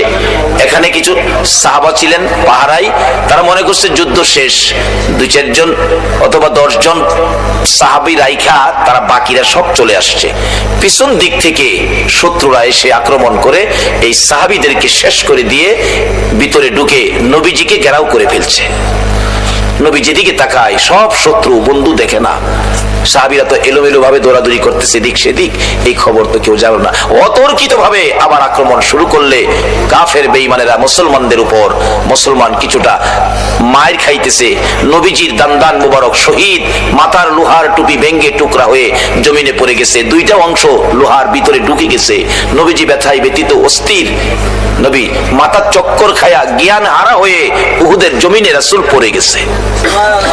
তারপরেও মারতেছে নবীজিকে দুনিয়ার থেকে বিদায় করে দেওয়ার জন্য। এমনি সময় হযরতে জিবরাইল এইভাবে দুইটা হাত বাড়াইয়া আমার নবীকে কোলে উঠাইয়া তাদের সামনে থেকে টান দিয়ে সরাইয়া নিয়ে আসছে। উহুদ পাহাড়ের মাঝামাঝি নিয়ে গেছে, নিচ থেকে দেখা যায় না এমন একটা জায়গায় জিবরাইল আমার আপনার নবীকে নিয়ে ডাকতেছে, রে উহুদের পাথর, উহুদের পাহাড় দেখ, যেই নবী না হইলে তোরা হতে না, আমি হতাম না, কুল কায়নাত হতো না। নবীকে মারতে মারতে বেহুশ করেছে, আমার নবীর জ্ঞান ফিরতেছে না, একটু বিছানার ব্যবস্থা করে দে, আমি নবীজিকে শুয়াইয়া রাখি, জ্ঞানটা নি ফিরে আসে। এই বলে ডাক দিলে একটা লম্বা পাথর আমার নবীর ভালোবাসায় পাথরটা ফাইটা তোলার মতো নরম বিছানা হইয়া যায়। জিবরাইল এই বিছানার মধ্যে আমার আপনার নবীকে শুয়াইয়া জিবরাইল মাথার পাশে বসে আছে, নবীর জ্ঞান ফিরতেছে না। এই ফাঁকে সাহাবীরা এই গন্ডগোল শুরু হলে অনেক সাহাবী আবার জীবন দিয়েছে, চারদিক হই হাল্লা শুরু হলো। এই ফাঁকে ইবলিস শয়তান সারা উহুদের জমিন ঘুরে আর ঘোষণা দেয়, কুতিলা মুহাম্মদ, মুহাম্মদ কতল হয়ে গেছে। তোমরা কেন দৌড়াদৌড়ি করতেছো? খবর কি জানো না মুহাম্মদ দুনিয়ায় নাই? এই ফাঁকে সাহাবীরা এতিম হয়ে একজন আরেকজনের গলায় ধরে কান্দে, কার জন্য আর যুদ্ধ করবি রে, তরবারি কার জন্য হাতে নিবি রে, আমার রাসূল বলে দুনিয়ায় নাই। ইবলিস এই খবর ছড়াইয়া দিলে, অথচ নবীজি কিন্তু উপরে কান্দে রে নবীর সাহাবীরা। এই ফাঁকে সাহাবীরা পাগল পাগল হইয়া ঘুরতেছে, ঘুরতে ঘুরতে কেউ কেউ মদিনার অলিতে গলিতে, মদিনার শহরে, শহর থেকে উহুদের পাহাড় বেশ কিছু দূরে, শহরের মধ্যে যাইয়া অলিতে গলিতে দৌড়ায় আর খবর দেয়, মদিনার মহিলারা গো, ও মদিনার যুবকেরা, মদিনার সাহাবীরা, মদিনার ব্যবসায়ীরা, রাসূল বলে উহুদের জমিনে নাই। সবাই কান্দে, মদিনার সব যেন পাগল পাগল হয়ে কাঁদতেছে। এই খবর শুনে কিতাবে আসছে হযরতে হানজালা রাদিয়াল্লাহু তাআলা, এরা যুবক, তোমাদের মতো যুবক ছিল, বাসর রাত্র কাটাইয়া গোসল করার উদ্দেশ্যে গোসলখানায় গিয়েছিল। এই আওয়াজ শুনে কে যেন ডাকে রে, আমার নবী উহুদের জমিনে নাই। এই খবর শুনে বেরিয়ে গেলেন, ঘর থেকে বেরিয়ে রাস্তায় আসলেন, ডান দিক বাম দিক তাকাইলেন, কে খবর দিল কাউরে দেখি না।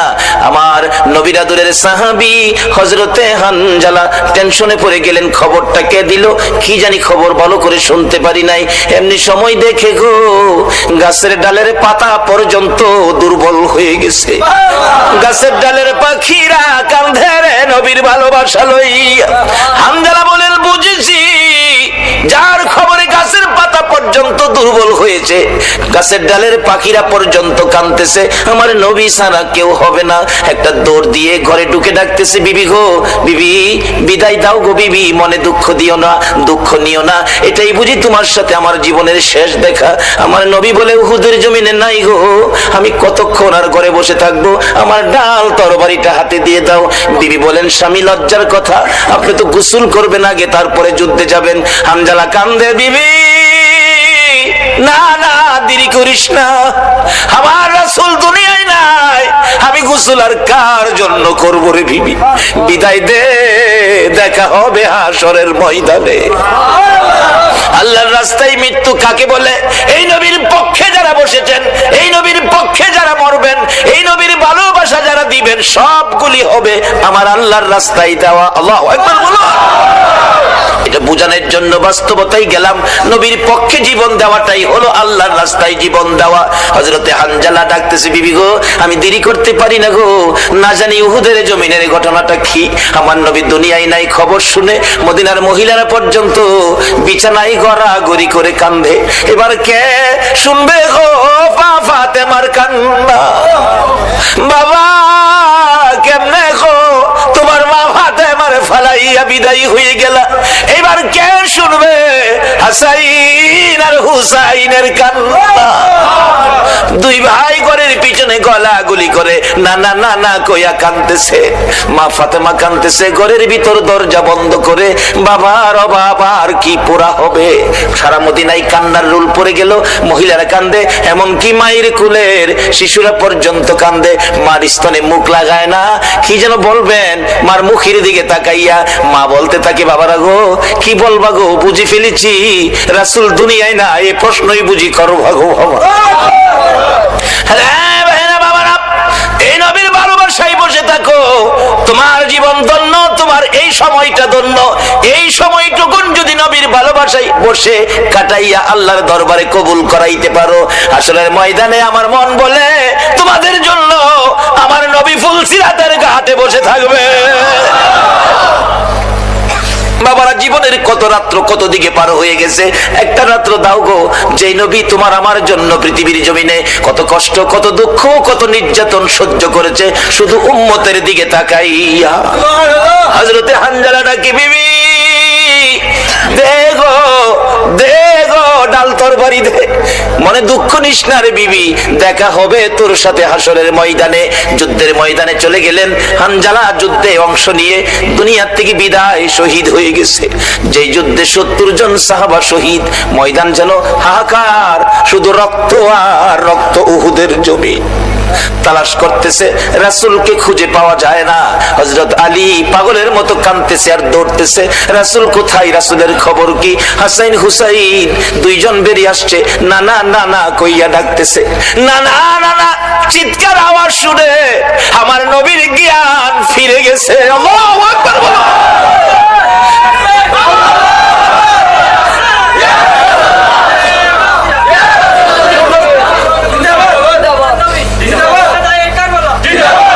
রক্তে লালে লাল হইল কারবালার ময়দান, বলুন রক্তে লালে শহীদ হলো ইমাম হুসেন নবীর জানের জান, শহীদ হলো ইমাম হুসেন নবীর জানের জান। রক্তে লালে লাল হইল কারবালার ময়দান, আইরে রক্তে লালে লাল হইল দুধের শিশু আলিয়াস করে পানি চাইলো মায়ের দ্বারে, দুধের শিশু আলিয়াস করে পানি চাইলো মায়ের দ্বারে, পানি পানি বলে সে যে দিয়ে গেল প্রাণ, পানি পানি বলে সে যে দিয়ে গেল। রক্তে লালে লাল হইল কারবালার ময়দান, আরে রক্তে লালে কান্দে ইমাম হুসাইন আর হাসাইন। নানা গো, ও নানা তুমি কই গো, তোমার দেহ মুবারক আমরা একটু দেখব। কিন্তু কেউ তো জানে না কোথায় জিবরাইল উহুদ পাহাড়ের মাঝামাঝি যেন কেউ না দেখে এই জায়গায় নিয়ে গেছে। আমার নবী হাসাইন আর হুসাইনের চিৎকারে আমার নবী মাথা উঠাইতেছে। জিবরাইল ডাকে, হুজুর মাথা নড়াচড়ি করবেন না, রক্ত বাহির হয়। আমার নবী বলেন, জিবরাইল রে আমার হাসাইন হুসাইন কান্দে রে, নানা নানা কইয়া আমি সব সইতে পারি রে জিবরাইল, আমি হাসাইন আর হুসাইনের ডাক সইতে পারি।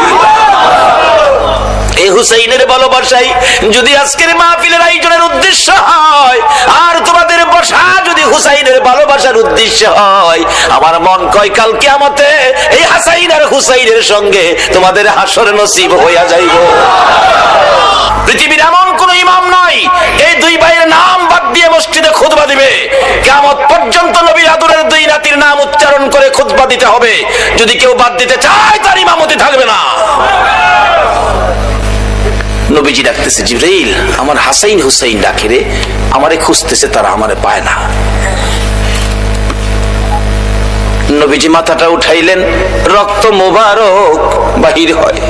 হুজুর নড়াচড়ি করবেন না, রক্ত বাহির হয়। লম্বা ঘটনা আমি সংক্ষেপ করে আনছি। হাসাইন হুসাইন কান্দে, মা ফাতেমা নবীজির তালাশ পাইতেছে না, কাঁদতেছে পাগল পাগল হইয়া। উপরে চলে গেলেন, খুঁজতে খুঁজতে নবীজি ডাকতেছেন, রে হাসাইন হুসাইন তোরা কই রে? আমি তোর নানা এখানে আছি। দুইজন যাইয়া দেখে একেবারে নবী ক্লান্ত, রক্ত জড়তে জড়তে শরীর মোবারক দুর্বল, মাথার মধ্যে লোহার অংশ দেবে আছে। চিৎকার মারলেন, হাসাইন হুসাইন, বাবা গো, নানারে পাইছি গো, নানারে পাইছি। সাহাবীরা গ্রাও করে ফেলছেন। নবীজির একজন সাহাবী তাকিয়ে দেখে আমার নবীর মাথার মধ্যে লোহার অংশ লেগে আছে। রাসূলের ব্যথা হইতেছে, কষ্ট হইতেছে, এটা খুলতে হবে। কিভাবে খুলবো? এত গভীরে ঢুকে আছে, কিভাবে খুলবো? দাঁত দিয়ে ভালো করে কামড় দিয়ে টান দিয়ে খুললেন, রক্ত মোবারক ঘর করে বাহির হইতেছে, কেউ বন্ধ করতে পারতেছে না। এমনি সময় দেখা যায় মা ফাতেমা আইতেছে পাগল বেশে দৌড়াইয়া। রাসূল বলেন, তোমরা সব সরো, আমার মা ফাতেমারে আসতে দাও। মা মহিলারা, রঙ্গিপাড়ার মহিলারা গো, এই নবী খুশি হওয়ার কাজ তোমরাও করো। এই নবীর পক্ষে থাকো, এই নবীর ভালোবাসায় যদি জীবন দিতে পারো, তোমাদের জীবনটাও হবে আল্লাহর রাস্তায় জীবন। কিভাবে আসতেছি সামনে, মহিলাদের পক্ষেও আল্লাহর রাস্তায় জীবন দেওয়ার রাস্তা আছে। এবার মা ফাতেমা দৌড়ায় এসে দেখে নবীজির রক্ত মোবারক ঝরতেছে, বন্ধ হয় না। কিতাব লেখে মা ফাতেমা কিছু শুকনা খেজুর পাতা আগুন দিয়ে পুড়ে ছাই করে ছাইটুকুন ক্ষত বিক্ষত জায়গার মধ্যে লাগিয়ে দিলে রক্ত মোবারক বন্ধ হয়েছে। আমার নবী হাসাইন হুসাইনকে লইয়া যুদ্ধের ময়দানের অবস্থার উপর ফয়সালা দিচ্ছে। সাহাবীরা রে, যারা আমার ভালোবাসায় আজকের যুদ্ধের ময়দানে জীবন দিয়েছে, তোমরা তাদেরকে দাফন করো, কবরে দিয়ে দাও। শর্ত হলো গোসল দিও না, কাফন পরাইও না, রক্তমাখা অবস্থায় দাফন করো। হাসরের ময়দানে আমি নবী দেখাবো আল্লাহর আরশের কিনারে নিয়ে, মাবুদ মাবুদ গো, আদম থেকে ঈসা নবী পর্যন্ত দেখো আমি নবীর মতো কোন নবীর উম্মতেরা তোমাকে খুশি করতে, তোমাকে রাজি করতে এইভাবে রক্ত কেউ দিছে কিনা। আমি নবী শহীদদেরকে লইয়া আল্লাহর আরশের কিনারে দাঁড়াবো। আমার মন বলে আজকে যারা সেই নবীর ভালোবাসায় ঘন্টার পর ঘন্টা বসে আছেন, আমার নবী আপনাদেরকেও এই অবস্থাগুলো দেখাবেন। আল্লাহ গো, ফিতনার যুগে, আখিরি যুগে, শেষ যুগে আমার উম্মতেরা এইভাবে বসেছিল, একে উসিলা করে তুমি কি তাদেরকে মাপ দিবা না? আমার নবী ডাকতেছে, রে সাহাবীরা, আমার 70 জন সাহাবা শহীদ। কারো মাথা কাটা, কারো মাথা ফাটা, কারো হাত কাটা, পাও কাটা, কারো আবার কলিজা বাহির হইয়া থরথর করে কাঁপতেছে। আমার নবী বলেন, সহ্য করতে পারি না। আমি যখন কিছুটা সুস্থ হয়েছি, তোমরা আমার সাহাবীদেরকে দাফন করো। গোসল দিস না, কাফন পরাইস না, রক্তমাখা জামা কাপড়গুলো পাল্টাইস না। একে একে দাফনের কাজ শুরু হলো। হঠাৎ করে হানজালার বিবি দৌড়ায় এসে নবীজির সামনে দাঁড়াইয়া ডাকে, ইয়া রাসূলুল্লাহ, আমি জানি শহীদদেরকে গোসল দেওয়া হয় না, আল্লাহর বন্ধু গো, লজ্জা হয় বলতে, না বলে পারছি না। আমার স্বামী হানজালা শহীদ হয়েছে খবর পাইছি গো, আমার দুঃখ নাই, রাসূলের পক্ষে জীবন দিয়েছে। হুজুর, আমি দুঃখ বলার জন্য আসি নাই, আমি এসেছি একটা কথা বলার জন্য। লজ্জা হইলেও আমাকে বলতে হবে গো নবী, আমি জানি শহীদদেরকে গোসল দেওয়া হয় না। আজকে আমার স্বামীকে গোসল দিবেন, আমার স্বামী গোসল করে নাই, গোসল ফরজ ছিল। আপনার ভালোবাসায় তরবারি লইয়া দৌড়াই আইছে আর বলছে, বিবি গো, ক্ষমা করে দিস গো, দেখা হবে হাসরের ময়দানে। হুজুর, কাউরে যদি গোসল নাও দেন, আমার স্বামীটারে গোসল দিয়ে দাফন কইরেন। আমার নবী ডাকতেছে, সাহাবীরা রে, দেখ আমার হানজালার লাশটা কোথায়। তালাশ করতে করতে কোথাও হানজালাকে পাওয়া যায় না। নবী চোখের পানি ছেড়ে দিলেন, মাবুদ গো, আমার হানজালারে কি কাফের বেঈমানেরা নিয়ে বেইজ্জতি করতেছে মনে হয়। এমনি সময় আমার আল্লাহ ডাকে, জিবরাইল রে, আমার হানজালা আমার নবীর ভালোবাসায় নাপাক শরীরে জীবন দিয়েছে রে, হানজালার গোসলের দায়িত্ব আমি আল্লাহ নিয়েছি রে। আল্লাহর পক্ষে কোন মৃত্যু হবে, এটাই হবে আমার রাসূলের পক্ষটা। এই রাসূলের পক্ষে জীবন দিলে যদি আমার আল্লাহর গোসলের দায়িত্ব হয়, আল্লাহু আকবার বলো। রে জিবরাইল, যা আমার বন্ধুর কাছে যা রে, বন্ধু যেন হানজালার জন্য চিন্তা না করে, হানজালার ব্যথাই না কান্দে রে। আমি হানজালার গোসলের ব্যবস্থা আমি আকাশের মধ্যে করেছি। পৃথিবীর কোন নবীর উম্মতের গোসল আকাশে হয়েছে, পৃথিবীর কোন ইতিহাসবিদ, কোন জ্ঞানী গুণী এই খবর দিতে পারবে? বলতেছিলাম আল্লাহ শান্তির ফাইসালা দিতেছেন, নবীজিকে সান্ত্বনা দিচ্ছেন। জিবরাইল নবীজির কানে খবর দে, নবী যেন হানজালার ব্যাপারে কোনো টেনশন না করে। হানজালার লাশ গোসলের জন্য আমি প্রথম আসমানে নিয়েছি। রহমতের পানি, রহমতের ফেরেশতার দ্বারা গোসলের কাজ সম্পূর্ণ হইতেছে। নবী যেন অপেক্ষায় থাকে, হানজালার লাশ কিছুক্ষণের মধ্যে আসবে। এই হানজালা নবীর পক্ষে নাপাক শরীরে জীবন দিলে গোসলের ব্যবস্থা কে করলেন? তাহলে বোঝা গেল এই নবীর পক্ষে জীবন দেওয়াটা এটাই হবে আল্লাহর রাস্তা। আমরা ফাইনাল হইলাম তো? কারো কোনো কথা আমরা শুনবো না, আমরা এই নবীর পক্ষে থাকবো। কিছুক্ষণ পর রাসূল বলেন, আমি দেখি হানজালার লাশটা চারজন ফেরেশতা আমার সামনে নামায়া দিলে এখনো গোসলের পানির ফোঁটা পড়তেছে। তাহলে আমরা ফাইনাল হলাম, আল্লাহর রাস্তা হলো, নবীর পক্ষটা হলো আমার আল্লাহর রাস্তা। বলতেছিলাম যেতে হবে একটু সময়ের জন্য কারবালায়। যাবেন আপনারা? কেন কারবালায় যেতে হবে? কারবালার ঘটনার মূল কারণ হলো গো আপনাদের নাজাত, আপনাদের মুক্তি।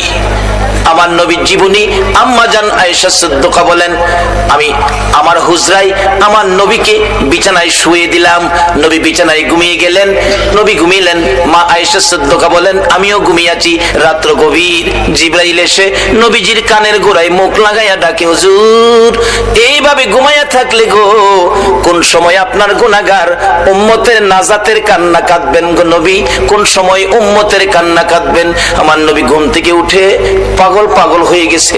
পাশেই মা আয়েশা সিদ্দিকা, মা আয়েশাকে নবী ডাক দেয় নাই, আপনার আমার ব্যথা বুকে চাপ দিছে, আপনার আমার মায়ায় আমার নবী গভীর রাত্রে ঘুম থেকে উঠে মা আয়েশাকে ডাক দেয় নাই, দরজাটা খুলে ইয়া রাব্বি হাবলি উম্মতি উম্মতি বলে নবী দৌড় মারছে। নির্জন নিরিবিলি জায়গায় মদিনার পাহাড়ের পর পাহাড়, পাহাড়ের পর পাহাড় পার হইয়া একেবারে নির্জন নিরিবিলি জায়গায় সেজদায় পড়ে আমার নবী ডাকতেছে, মাবুদ মাবুদ গো, জিবরাইল আমারে কি শুনাইলো উম্মতের ব্যাপারে। আমি নবী সেজদায় পড়ে গেলাম, যতক্ষণ পর্যন্ত আমার উম্মতের নাজাতের খবর না শুনাইবা আমি নবী মাথা উঠাইব না। ফজরের আজান হলো, নবীজি হুজরাত থেকে মসজিদে যাবেন, মুসল্লিরা অপেক্ষায়, নামাজ পড়াবেন রাহমাতাল লিল আলামিন। নামাজের সময় হয়ে গেল, নবী আসতেছে না। হুজরাই খবর পাঠাইলেন, নাই নবী হুজরাই। কথা বলতেছেন কেন? নবী হুজরাই নাই।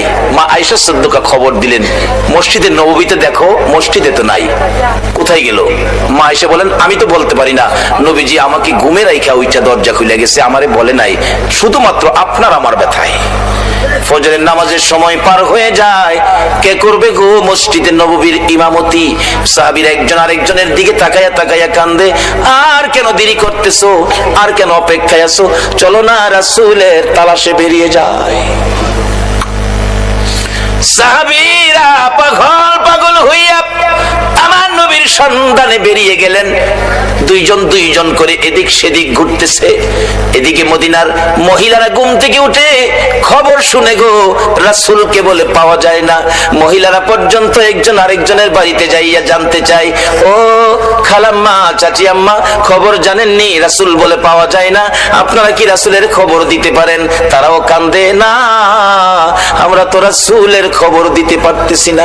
মা বোনেরা গো, তোমরাও যদি রাসূলের পক্ষে বেরিয়ে যেতে পারো, রাসূলের ভালোবাসা দিতে পারো, তোমাদের মৃত্যুটাও হবে আমার আল্লাহর রাস্তায় মৃত্যু। তার বাস্তব ঘটনা হলো হযরতে সুমাইয়া রাদিয়াল্লাহু তাআলা সর্বপ্রথম এই পৃথিবীর জমিনে নবীর ভালোবাসা ভালোবাসায় জীবন দিয়েছে একজন মহিলা। আর আমার আল্লাহ নবীর পক্ষে জীবন দেওয়ার কারণে কি পুরস্কারটুকুন দান করেছে। সর্বপ্রথম পৃথিবীর জমিন থেকে একটা মহিলা জান্নাত লইয়া বিদায় হয়েছে। এটা ছিলেন আমার নবীর আশেক, নবীর পাগল, নবীর পক্ষের মহিলা। মহিলাটা যার নাম কিতাবে আসছে হযরতে সুমাইয়া। আবু জাহেল ডাকতেছে, সুমাইয়া রে, আমার বাতিজার পক্ষে থাকবি, বাতিজার কথা মানবি, আমার কথা কি মানবে না?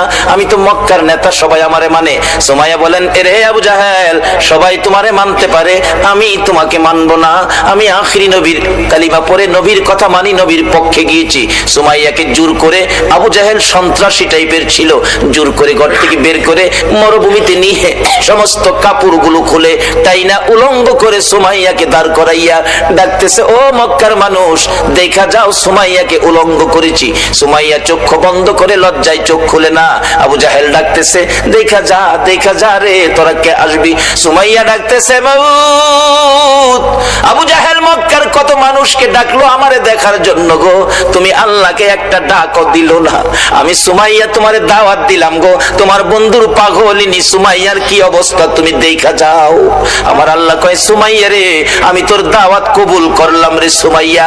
আবু জাহেল বলেন, আল্লাহকে দাওয়াত দাও দেখার জন্য, দাঁড়াও ভালো করে দেখাবো। ঘর থেকে বল্লম নিয়ে এসে সুমাইয়ার তলপেটের নিচে বল্লম দিয়ে আঘাত করলো। চিত হয়ে সুমাইয়া জমিনে পড়ে গলা কাটা মুরগির মতো লাফাইয়া জিহ্বাটা বাহির করে দিয়ে ডাকতেছে, মাবুদ, দাওয়াত দিলাম দেখা গেল না, তোমার বন্ধুর পাগলিনী সুমাইয়ার জীবন যাই গো, একবার আই আমার দেখা গেল না। আমার আল্লাহ ডাকে, জিবরাইল রে, আমি সুমাইয়ারে খালি হাতে কেমনে দেখবো রে জিবরাইল? আমার বন্ধুর পাগলিনী সুমাইয়া আবু জাহেলের আক্রমণে জীবন দিতে যাচ্ছে বন্ধুর পক্ষ লইয়া। আমি আল্লাহ দাওয়াত কবুল করেছি, সুমাইয়াকে দেখবো রে, আমি খালি হাতে কেমনে দেখবো? আমার জান্নাতুল ফেরদাউসটা উঠাইয়া দে রে, আমি আমার বন্ধুর পাগলিনী সুমাইয়াকে আমি দান করে দিলাম। আল্লাহ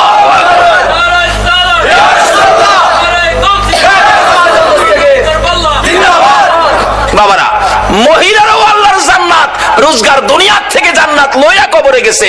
এই পক্ষটা হলো নবী মুহাম্মদুর রাসূল। ভক্ত যদি হতে হয়, রাসূলের ভক্ত হও। চট্টগ্রাম থেকে একটা নাত, একটা গজল শুনি, খুব ভালো লাগে। ভালো যদি বাসতে হয় নবীকে বাসুন, ভালো যদি নবী তরানেওয়ালা, নবী বাঁচানেওয়ালা, হয় না? নবী তরানেওয়ালা, নবী বাঁচানেওয়ালা। রাসূল হাদিস শরীফে বলেছে, লা ইউমিনু আহাদুকুম হাত্তা আকুনা আহাব্বা ইলাই মি ওয়ালিদিহি ওয়া ওয়ালাদিহি ওয়ান নাসি আজমাইন। ভালোবাসাও ত্রুটি যুক্ত ভালোবাসা নয়। আজকে মুসলমানের সন্তান রোনাল্ডো ভক্তের পরিচয় দিয়েছো, আমার রাসূলের কলিজায় আগুন দিয়েছো। আল্লাহ আমাদেরকে নবীর আশেক পাগল হওয়ার তৌফিক দেখ। সকালে বলুন আমিন। বলতেছিলাম, কেন পাগল হবেন না? আমার নবী 3 দিন পর্যন্ত ওই সিজদায় পড়ে কান্দে। কথাটা খেলা ছিলি? মদিনার ছেলেরা সকালবেলা তালাশ করে রাসূল পাওয়া যায় না, মহিলারা পর্যন্ত তালাশ করে পাওয়া যায় না, মার কোলে শিশুরা পর্যন্ত মার স্তনে মুখ লাগায় না, বেড়া বকরি দুম্বাগুলো রাসূলের খবরে ঘাস পানিতে মুখ দেয় না। যুবকেরা খেলাধুলা বন্ধ করে দিয়েছে। বাবা যুবকেরা গো, কারা আজকে সেই মাহফিলে বসে আছে গো? বাবা হাসাইন আর হুসাইন, 2 ভাই জান্নাতি যুবকদের সর্দার হবে গো। ওই হাসাইন হুসাইনের ভালোবাসায় যদি বসে থাকো, আমার আল্লাহ হাসরের ময়দানে হাসাইন আর হুসাইনের নেতৃত্বে তোমাদেরকে জান্নাতি বানাইয়া দিবে। আমার নবী কাঁদতেছে। 2 দিন পার হয়ে যায়, 2 রাত পার হয়ে যায়, 3 দিন যেদিন পার হয়ে যাবে, মদিনায় কারো চুলায় আগুন জ্বলে না, কারো পেটে খাবার যায় না, মার কোলের শিশুরা পর্যন্ত মার স্তনে মুখ লাগায় না। দুধ খাওয়াইতে চাইলে মা বাচ্চারা চোখের পানি ছেড়ে বুঝায়, মা গো দুধ খাবো না গো মা, বলো আগে আমার রাসূলের খবর কি?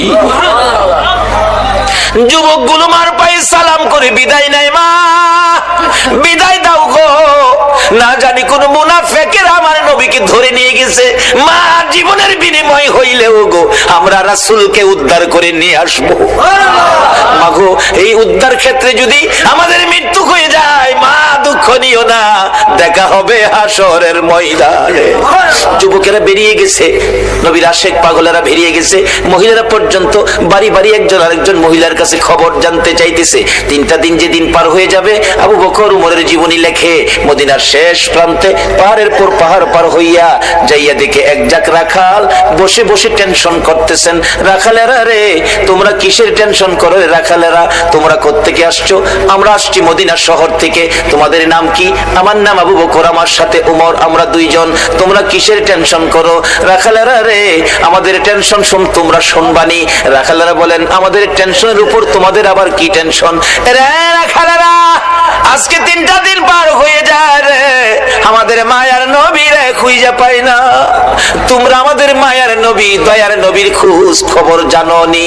রাখালেরা বলেন, রে আবু বকর উমর, আমরা তো তোমাদের মায়ার নবী দয়ার নবী চিনি না, তবে আমরা যাকে নিয়ে টেনশন করতেছি আজকে 3টা দিন পার হয়ে যায় রে, একটা মায়ার মানুষ রে, একটা নূরের পুতুল রে, পূর্ণিমার চাঁদের মতো চেহারা, ওই পাহাড়টার নিচে আজকে 3টা দিন হলো সেজদায় পড়ে উম্মতি উম্মতি বলে কান্দে রে আবু বকর।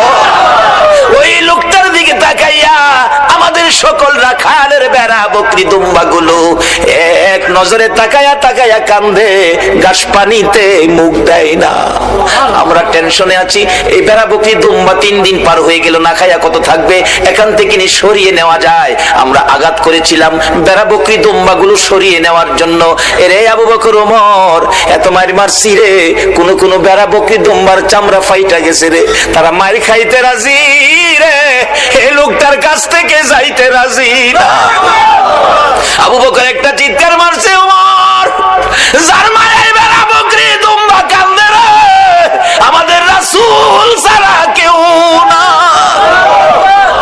2 জনে পাগল পাগল হইয়া দৌড়াইয়া কাছে যাইয়া দেখে আমার নবী সেজদায় পড়ে।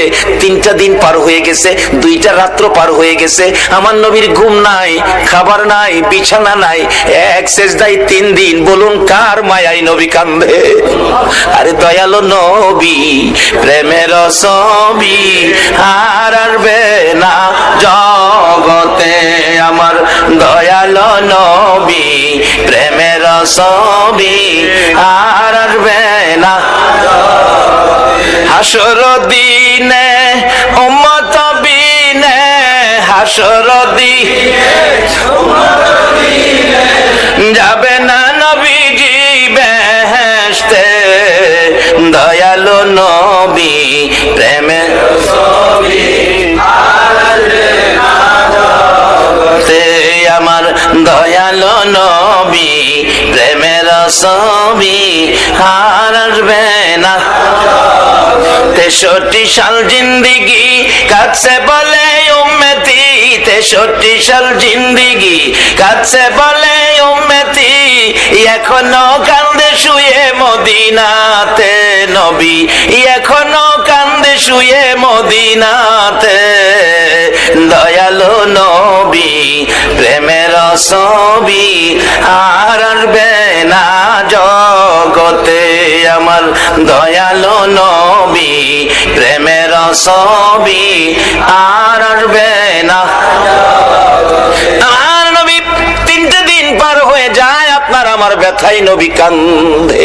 আবু বকর পাশে দাঁড়িয়ে ডাকতেছে, ইয়া রাসূলুল্লাহ, 3টা দিন পার হয়ে গেল গো, আমি আবু বকরকে বুইলা কেমনে রইলেন?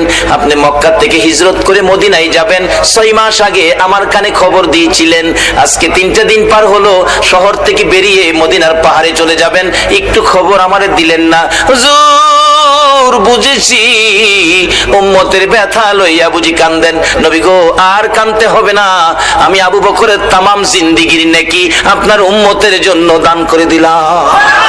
আমার নবী আবু বকরের কথায় মাথা উঠাবে না, আমার আল্লাহ যদি ফাইসালা না দেয় নবী শুনবে না। ওমর ডাকলেন, আমি সব নেকি দান করে দিলাম, মাথা উঠায় না। 2 জন একজনের দিকে আরেকজন তাকায়, রে আবু বকর। আবু বকর ডাকে, ওমর, কেমনে রে নবীরে মদিনায় নেওয়া যাবে? ওমর একটা ফাইসালা দিলেন মদিনা নেওয়ার জন্য। কি করতে পারি?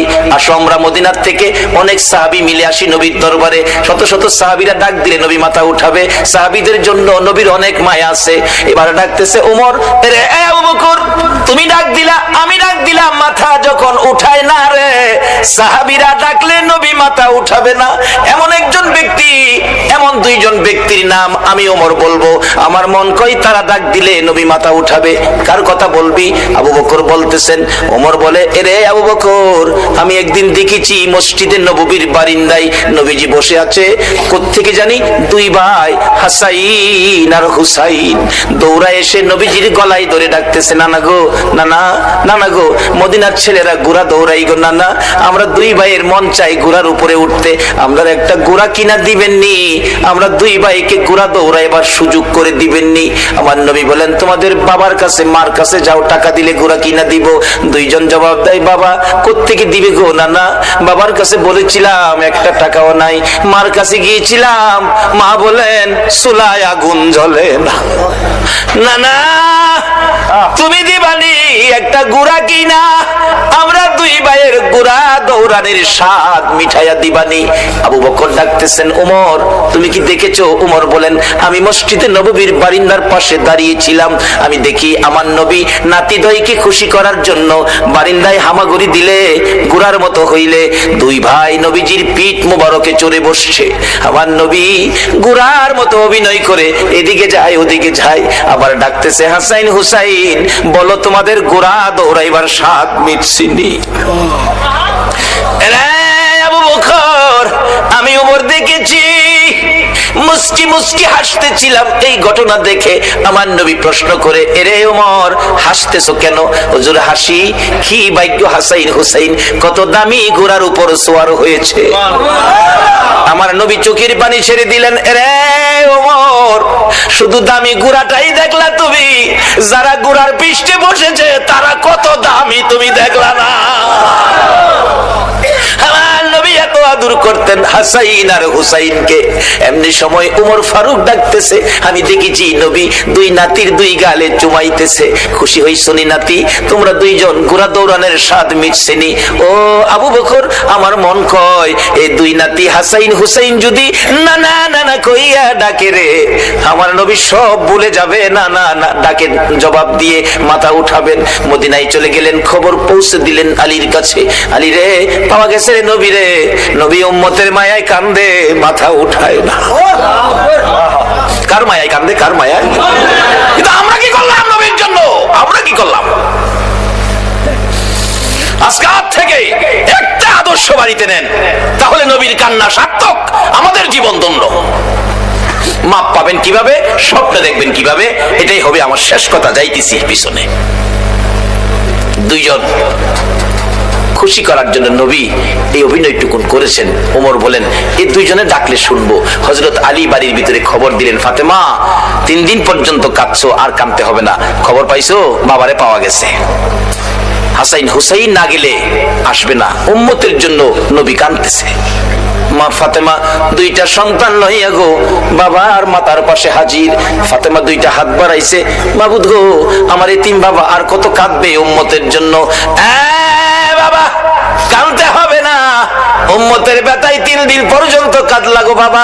আমি ফাতেমা রে, ও তুমি বুইলা গেছো গো। সমস্ত পৃথিবীর মানুষ বলতে পারো গো বাবা, আমি ফাতেমারে তো ভুলার কথা না গো বাবা। বাবা গো, উম্মতের মায়াই বুঝি ফাতেমার কথাও ভুলে গেছো বাবা, আর কাঁদতে হবে না। আমি ফাতেমা কথা দিলাম আপনার উম্মতের জন্য, আমি ফাতেমার তামাম জিন্দেগীর নেকি আমি দান করে দিলাম। রে মা বোনেরা, তোমাদের জান্নাতি মহিলাদের সর্দারিনী জীবনের সব নেকি যদি তোমার আমার জন্য দান করে, এই ফাতেমার জীবনী কিনা ঘরে নেওয়া মহিলাদের দরকার আছে কিনা? এটা নিত না তো, ধ্বংসের দিকে যাচ্ছে। উপন্যাস পড়ে ফাতেমার জীবনী কিনে নেয় না, উহুদের জমিনের ঘটনা কিনে বাড়িতে নেয় না। একটা মহিলাও বলতে পারবে না একটা ফাতেমার জীবনী ঘরে আছে, দেখাইতে পারবে না। বলতেছিলাম যে ফাতেমা তামাম জিন্দেগীর নেকি আপনার আমার জন্য দান করে দিয়েছে, তারপরও নবী মাথা উঠায় না। আপনার আমার ব্যথায় নবী কান্দে, ফাতেমার কথাও নবী শুনে না। হাসাইন হুসাইন দুইজন দাঁড়িয়ে আছে, মা ফাতেমা ডাকে, বাবা গো তোমরা দুইজন ডাক দাও গো, দেখি তোমরা ডাক দিলে নি আমার বাবা মাথা উঠায়, আর কত কাঁদবো, 3টা দিন বাবার পার হয়ে গেছে। দুইজন দুই দিকে নানা কইয়া ডাকতেছে। হুসাইন ডাকতেছে, নানা গো দুনিয়ার সব মানুষ বলতে পারো গো নানা, আমি হুসাইন রে কেমনে বুইলা গেলা গোনা। যে হাসাইন আর হুসাইনের মায়ায় আমার নবী হাসাইন আর হুসাইনকে দেখতে গেলেন খাতুনে জান্নাত ফাতেমাতুজ জাহরার ঘরে। যাইয়া দেখে দুই ভাই ঘরে নাই। ফাতেমার চোখের মধ্যে পানি ঝরতেছে। নবী জিজ্ঞেস করে, ফাতেমা রে, কেন এইভাবে কান্দো? আমার নাতিরা কই? দুই নাতি না দেখলে আমার শান্তি লাগে না। ফাতেমা বলেন, বাবা গো, আমি কাঁদতেছি কোন ব্যথায়। ঘরের পিছনে যাইয়া দেখেন গো বাবা, আজকে 3টা দিন পার হয়ে গেল, আমি ফাতেমার চুলায় আগুন জ্বলে না। আপনার আদরের দুই নাতি না খাইয়া থাকতে থাকতে পেটের খিদার যন্ত্রণায় ঘরের পিছনে গলাগুলি করে নানা নানা কইয়া কাঁদতেছে গো বাবা। আমার নবী পিছনে যাইয়া দেখে গলাগুলি করে নানা নানা কইয়া কাঁদতেছে। নানা গো, পেটের খিদা গো নানা, সহ্য করতে পারি না। আমার নবী বেরিয়ে গেলেন। ঘুরতে ঘুরতে যাইতে যাইতে একটা ইহুদির বাগানে আমার নবী চাকরি নিলেন। কুয়ার থেকে পানি উঠাবেন, গাছের গোড়ায় পানি দিবেন, পানি উঠাবেন। 1 বালতি পানি 8টা, 1 বালতি পানি 3টা করে খেজুর, এইভাবে 8 বালতি পানি উঠাইয়া হাসাইন হুসাইনের মায়ায় আমার নবী বাগানে চাকরি পর্যন্ত নিয়েছে। এই ভালোবাসার হাসাইন হুসাইনে কষ্ট পাবে, এই কাজ আপনারা কইরেন না। আমার নবী 8 বালতি পানি উঠাইয়া 9 বালতি পানি বুড়াইয়া টান দিলে রশি ছিঁড়ে বালতি কুয়ার ভিতরে পড়ে গেছে। ইহুদি দৌড়াই আসছে, পানি উঠাও পানি উঠাও। রশি ছিঁড়ে বালতি পড়ে গেছে, কি দিয়ে উঠাবো? ছিঁড়ে গেছে। হাও না, তুমি ছিঁড়ে ফেলছো। আমার নবীরে কয়, নবী বলে ছিঁড়ে ফেলছে। আমার নবী বলেন, ইহুদি রে, আমি ছিঁড়ি নাই, ছিঁড়ে পড়ে গেছে। এই পর্যায়ে 1 কথা 2 কথা রাগ হইয়া নিষ্ঠুর ইহুদি, যেই নবীর চেহারায় জীবনে কোনদিন মশা মাছি বসে না, আমার নবীর গাল মুবারকে ইহুদি থাপ্পড় লাগাইয়া দিছে। আমার নবী একটা চিৎকার মারছে, ইহুদি রে, পেটের খিদা রে, আমার নাতি রাতির নীল পর্যন্ত খায় না, আমি রাসূল খাই নাই রে। 3 দিন না খাইয়া গালের গোশত শুকাইয়া গেছে রে ইহুদি, আমার গালে থাপ্পড় দিছস, বল তোর হাতে ব্যথা পাইছস নি? ইহুদি বলেন, কার গায়ে হাত তুললাম গো? আমি মারলাম, আমার জিগায় ব্যথা পাইছি নি? আমার নবী ডাকে, এরে ইহুদি, আমার 8 বালতি পানির বিনিময়ে 24টা খেজুর দিবি? হ দেব, দে। আমার হাসাইন আর হুসাইন কান্দে পেটের খিদায়। 24 খেজুর লইয়া নবী রওনা হলেন, চলে যাবেন নাতিদের খাওয়ানোর জন্য। আমার আল্লাহ কয়, জিবরাইল রে, আমার বন্ধুর কানে খবর দে, বলদু যেন কুয়ার ভিতর থেকে বালতি উঠাইয়া দিয়ে আসে। জিবরাইল ডাহে, হুজুর যাইতেছেন গা? হ। বালতি উঠাইবো কে?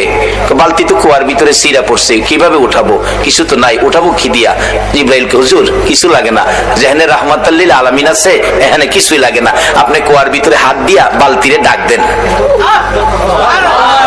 সুবহানাল্লাহ, আসতে কইলেন? পৃথিবীর এমন কোন শক্তি আছে এই মৃত বালতি ডাক দিলে হাতে আইব? কিন্তু আমার নবীর হাতে আমার নবী ভিতরে হাত দিয়া ডাকতেছে, বালতি, বালতি রে আয়, আমি নবীর হাতে আই। আমার নবী ডাক দিতে দেরি, কুয়ার ভিতর থেকে বালতি নবীর হাতে আসতে দেরি হলো না। উঠাইয়া ইহুদির সামনে দিলেন, এই লাও তোমার বালতি দিয়ে গেলাম। বলুন, মৃত বালতি নবী ডাক দিলে এই নবীর হাতে আসবে কিনা? যদি বিশ্বাস করতে কষ্ট হয়, চলুন আমরা একটুখানির জন্য মদিনায় যাই। যাবেন? যাবেন মদিনায়? চলুন না ঘুরে আসি। ছেড়ে দে নৌকা মাঝি, যাব মদিনায়। বলুন, ছেড়ে দে নৌকা মাঝি, যাব মদিনায়। মদিনাতে কান্দে নবী উম্মতের মায়ায়, মদিনাতে কান্দে নবী উম্মতের মায়ায়। ছেড়ে দে নৌকা মাঝি, যাব মদিনায়। ছেড়ে দে নৌকা মাঝি, যাব মদিনায়। যায় দেখেন, যারা হজ করতে গেছেন, ছোট্ট একটা চিহ্ন আছে, জায়গাটার নাম লেখা আছে উস্তুনে হান্নানা, মৃত খেজুরের গাছ। নবীজি মসজিদে নববীতে মিম্বরের পাশে হেলান দিয়ে খুতবা পড়তেন। যেদিন মিম্বর পাকা হইছে, শুকনা খেজুরের ডাল গাছ উঠায় ফেলাই দিছে, পাকা মিম্বরে দাঁড়াইছে, নবী খুতবা দিবেন, কিন্তু নবীর কানে কান্নার আওয়াজ আসতেছে, কে যেন এতিমের মতো কান্দে, মা বাবা হারা এতিম। রাসূল বলেন, সাহাবীরা দেখে তো কে কান্দে, আমার কানে কান্দার আওয়াজ আসতেছে। সাহাবীরা কই, ইয়া রাসূলুল্লাহ, রাসূল সামনে, আমরাও সামনে, কান্নার তো কোনো কথা না, আমরা রাসূল পাইলে তো খুশি, আমরা তো কাঁদতে পারি না। রাসূল বলেন, আমার কানে কান্নার আওয়াজ আসতেছে। সাহাবীরা বেরিয়ে গেলেন, তালাশ করে দেখে মসজিদের পাশে মরা শুকনা খেজুরের গাছ কাঁদতেছে। মরা শুকনা খেজুরের গাছ যদি কান্তারে, মরা বালতি নবীর হাতে আইতে পারে না? পৃথিবীর কোন দলের আলেম উস্তুনে হান্নানার ঘটনা অস্বীকার করার ক্ষমতা নাই। ডাকতেছে গাছটাকে লইয়া, ইয়া রাসূলুল্লাহ, এই যে শুকনা লাকড়ির সমতুল্য গাছটা কাঁদতেছে। রাসূল জিগায়, এ খেজুরের গাছ, তুমি তো মৃত, কাঁদতেছো কি ব্যাপার? খেজুর গাছের কান্না আরো বাড়ছে। হুজুর, কাঁদতেছি আপনার মায়ায়, ভালোবাসায়, আমার ভালোবাসায়। হুজুর, আমি যে ব্যথিত হয়ে গেছি, আমি যে পুরা কপাল হয়ে গেছি, এতদিন রাহমাতাল লিল আলামিন নবীর পিঠের সাথে লেগে থাকতাম, আজকে মিম্বর পাকা হওয়াতে আমারে ফালাইয়া দিচ্ছেন। নবী গো, আপনার বিরহের ব্যথায় আমি কাঁদতেছি। মৃত গাছ মানুষের মতো কথা কয়। রাসূল বলেন, তাই নাকি? ও খেজুরের গাছ, তুমি কাঁদো না, আমি রাসূল তোমার জন্য দোয়া করে দেই, তুমি একটা জীবিত খেজুরের গাছ হয়ে যাবে। আচ্ছা, আমরা নবীর দোয়ায় মৃত গাছ জীবিত হইব নি? পৃথিবীর এমন কোন শক্তি আছে মৃত গাছ জীবিত করতে পারে? একমাত্র পারে নবী মুহাম্মদুর রাসূলুল্লাহ। সে নবীর ভালোবাসায় আপনারা বসে আছেন, দাবি তো দুইটা, গুনাহ মাফ নেবেন, নবীকে স্বপ্নে দেখবেন, কিভাবে? শেষ কথা আসতেছি সামনে। এবার রাসূল বলতেছেন, দোয়া করে দেই, একটা জীবিত খেজুরের গাছ হয়ে যাইবা। উস্তুনে হান্নানা খেজুরের গাছ কই, হুজুর এই দোয়া চাই না, চাই না কইও না, কিয়ামত পর্যন্ত হায়াত পাইবা। হুজুর এই দোয়া চাই না, শোনো, বরকতের খেজুর হইব, 12 মাস খেজুর, কোন সিজন লাগবে না, 12 মাস খেজুর থাকবো আমি দোয়া করে দিলে। নবীর দোয়ার মধ্যে এই বরকত আছে নেই? আল্লাহু আকবার, কি যে বরকত, কত যে কাহিনী বরকতের, অন্যদিন বলবো। এবার ডাকতেছে, আমি দোয়া করে দেই, বরকতের খেজুর থাকবে 12 মাস। হুজুর এই দোয়া চাই না, চাই না কইও না, কিয়ামত পর্যন্ত আমি দোয়া করে গেলে এই বরকতের খেজুর সমস্ত পৃথিবীর উম্মতেরা খাইবো ঠিক, কিন্তু গাছের খেজুর কমাই পারতো না। সারা পৃথিবীর মানুষ খাইলেও খেজুর কমতো না। উস্তুনে হান্নানাকে, হুজুর এই দোয়া চায় না। আমার নবী ডাকে, আমি বললাম তুমি সেই দোয়া চাও না, বলো তোমার কি আকাঙ্ক্ষা, কি দোয়া চাও? উস্তুনে হান্নানা ডাকে, হুজুর আমি একটা দাবি করব গো, আমি কিয়ামত পর্যন্ত হায়াত চাই না, মৃত গাছ জীবিত হইতে চাই না, সারা উম্মত খাইবে খেজুর বরকত, এটাও আমি চাই না। আমি চাই আপনি নবী যেই জান্নাতে থাকবেন গো নবী, ওই জান্নাতের বিছানাটার পাশে একটা খেজুরের গাছ হইয়া আপনার নবীকে সারা জীবন আমি দেখতে চাই।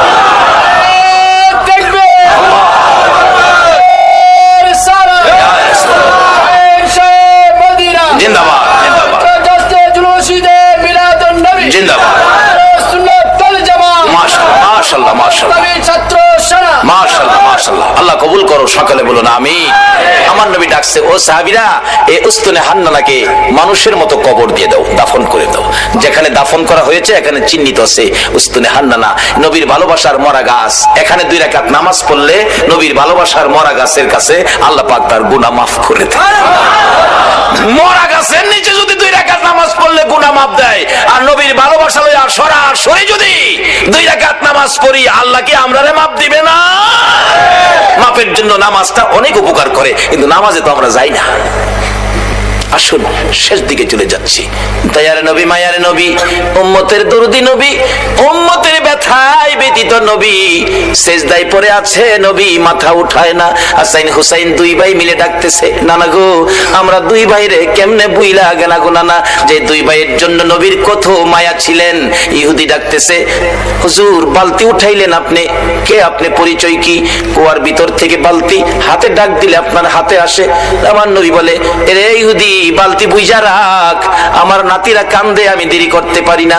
দৌড়ায় বাড়িতে চলে গিয়ে হাসাইনকে এক পাশে, হুসাইনকে আরেক পাশে বসাইয়া আমার নবী 2 জনের মুখে খেজুর তুইলা দিতেছে আর ডাকতেছে, হাসাইন হুসাইন রে, দুনিয়াতে কষ্ট করলা, কিছু খাবারের ব্যবস্থা করে দিলাম, হাসরের ময়দানে তোমরা 2 ভাইয়ের প্লেট আগে আসবে রে নাতিরা।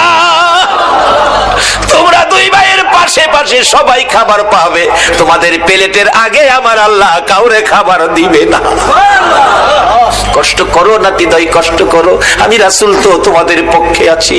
এই কথা শুনে শান্ত হলেন, খেজুর খাইতেছেন। এদিক দিয়ে ইহুদি ডাকতেছে, কার গায়ে হাত তুললাম?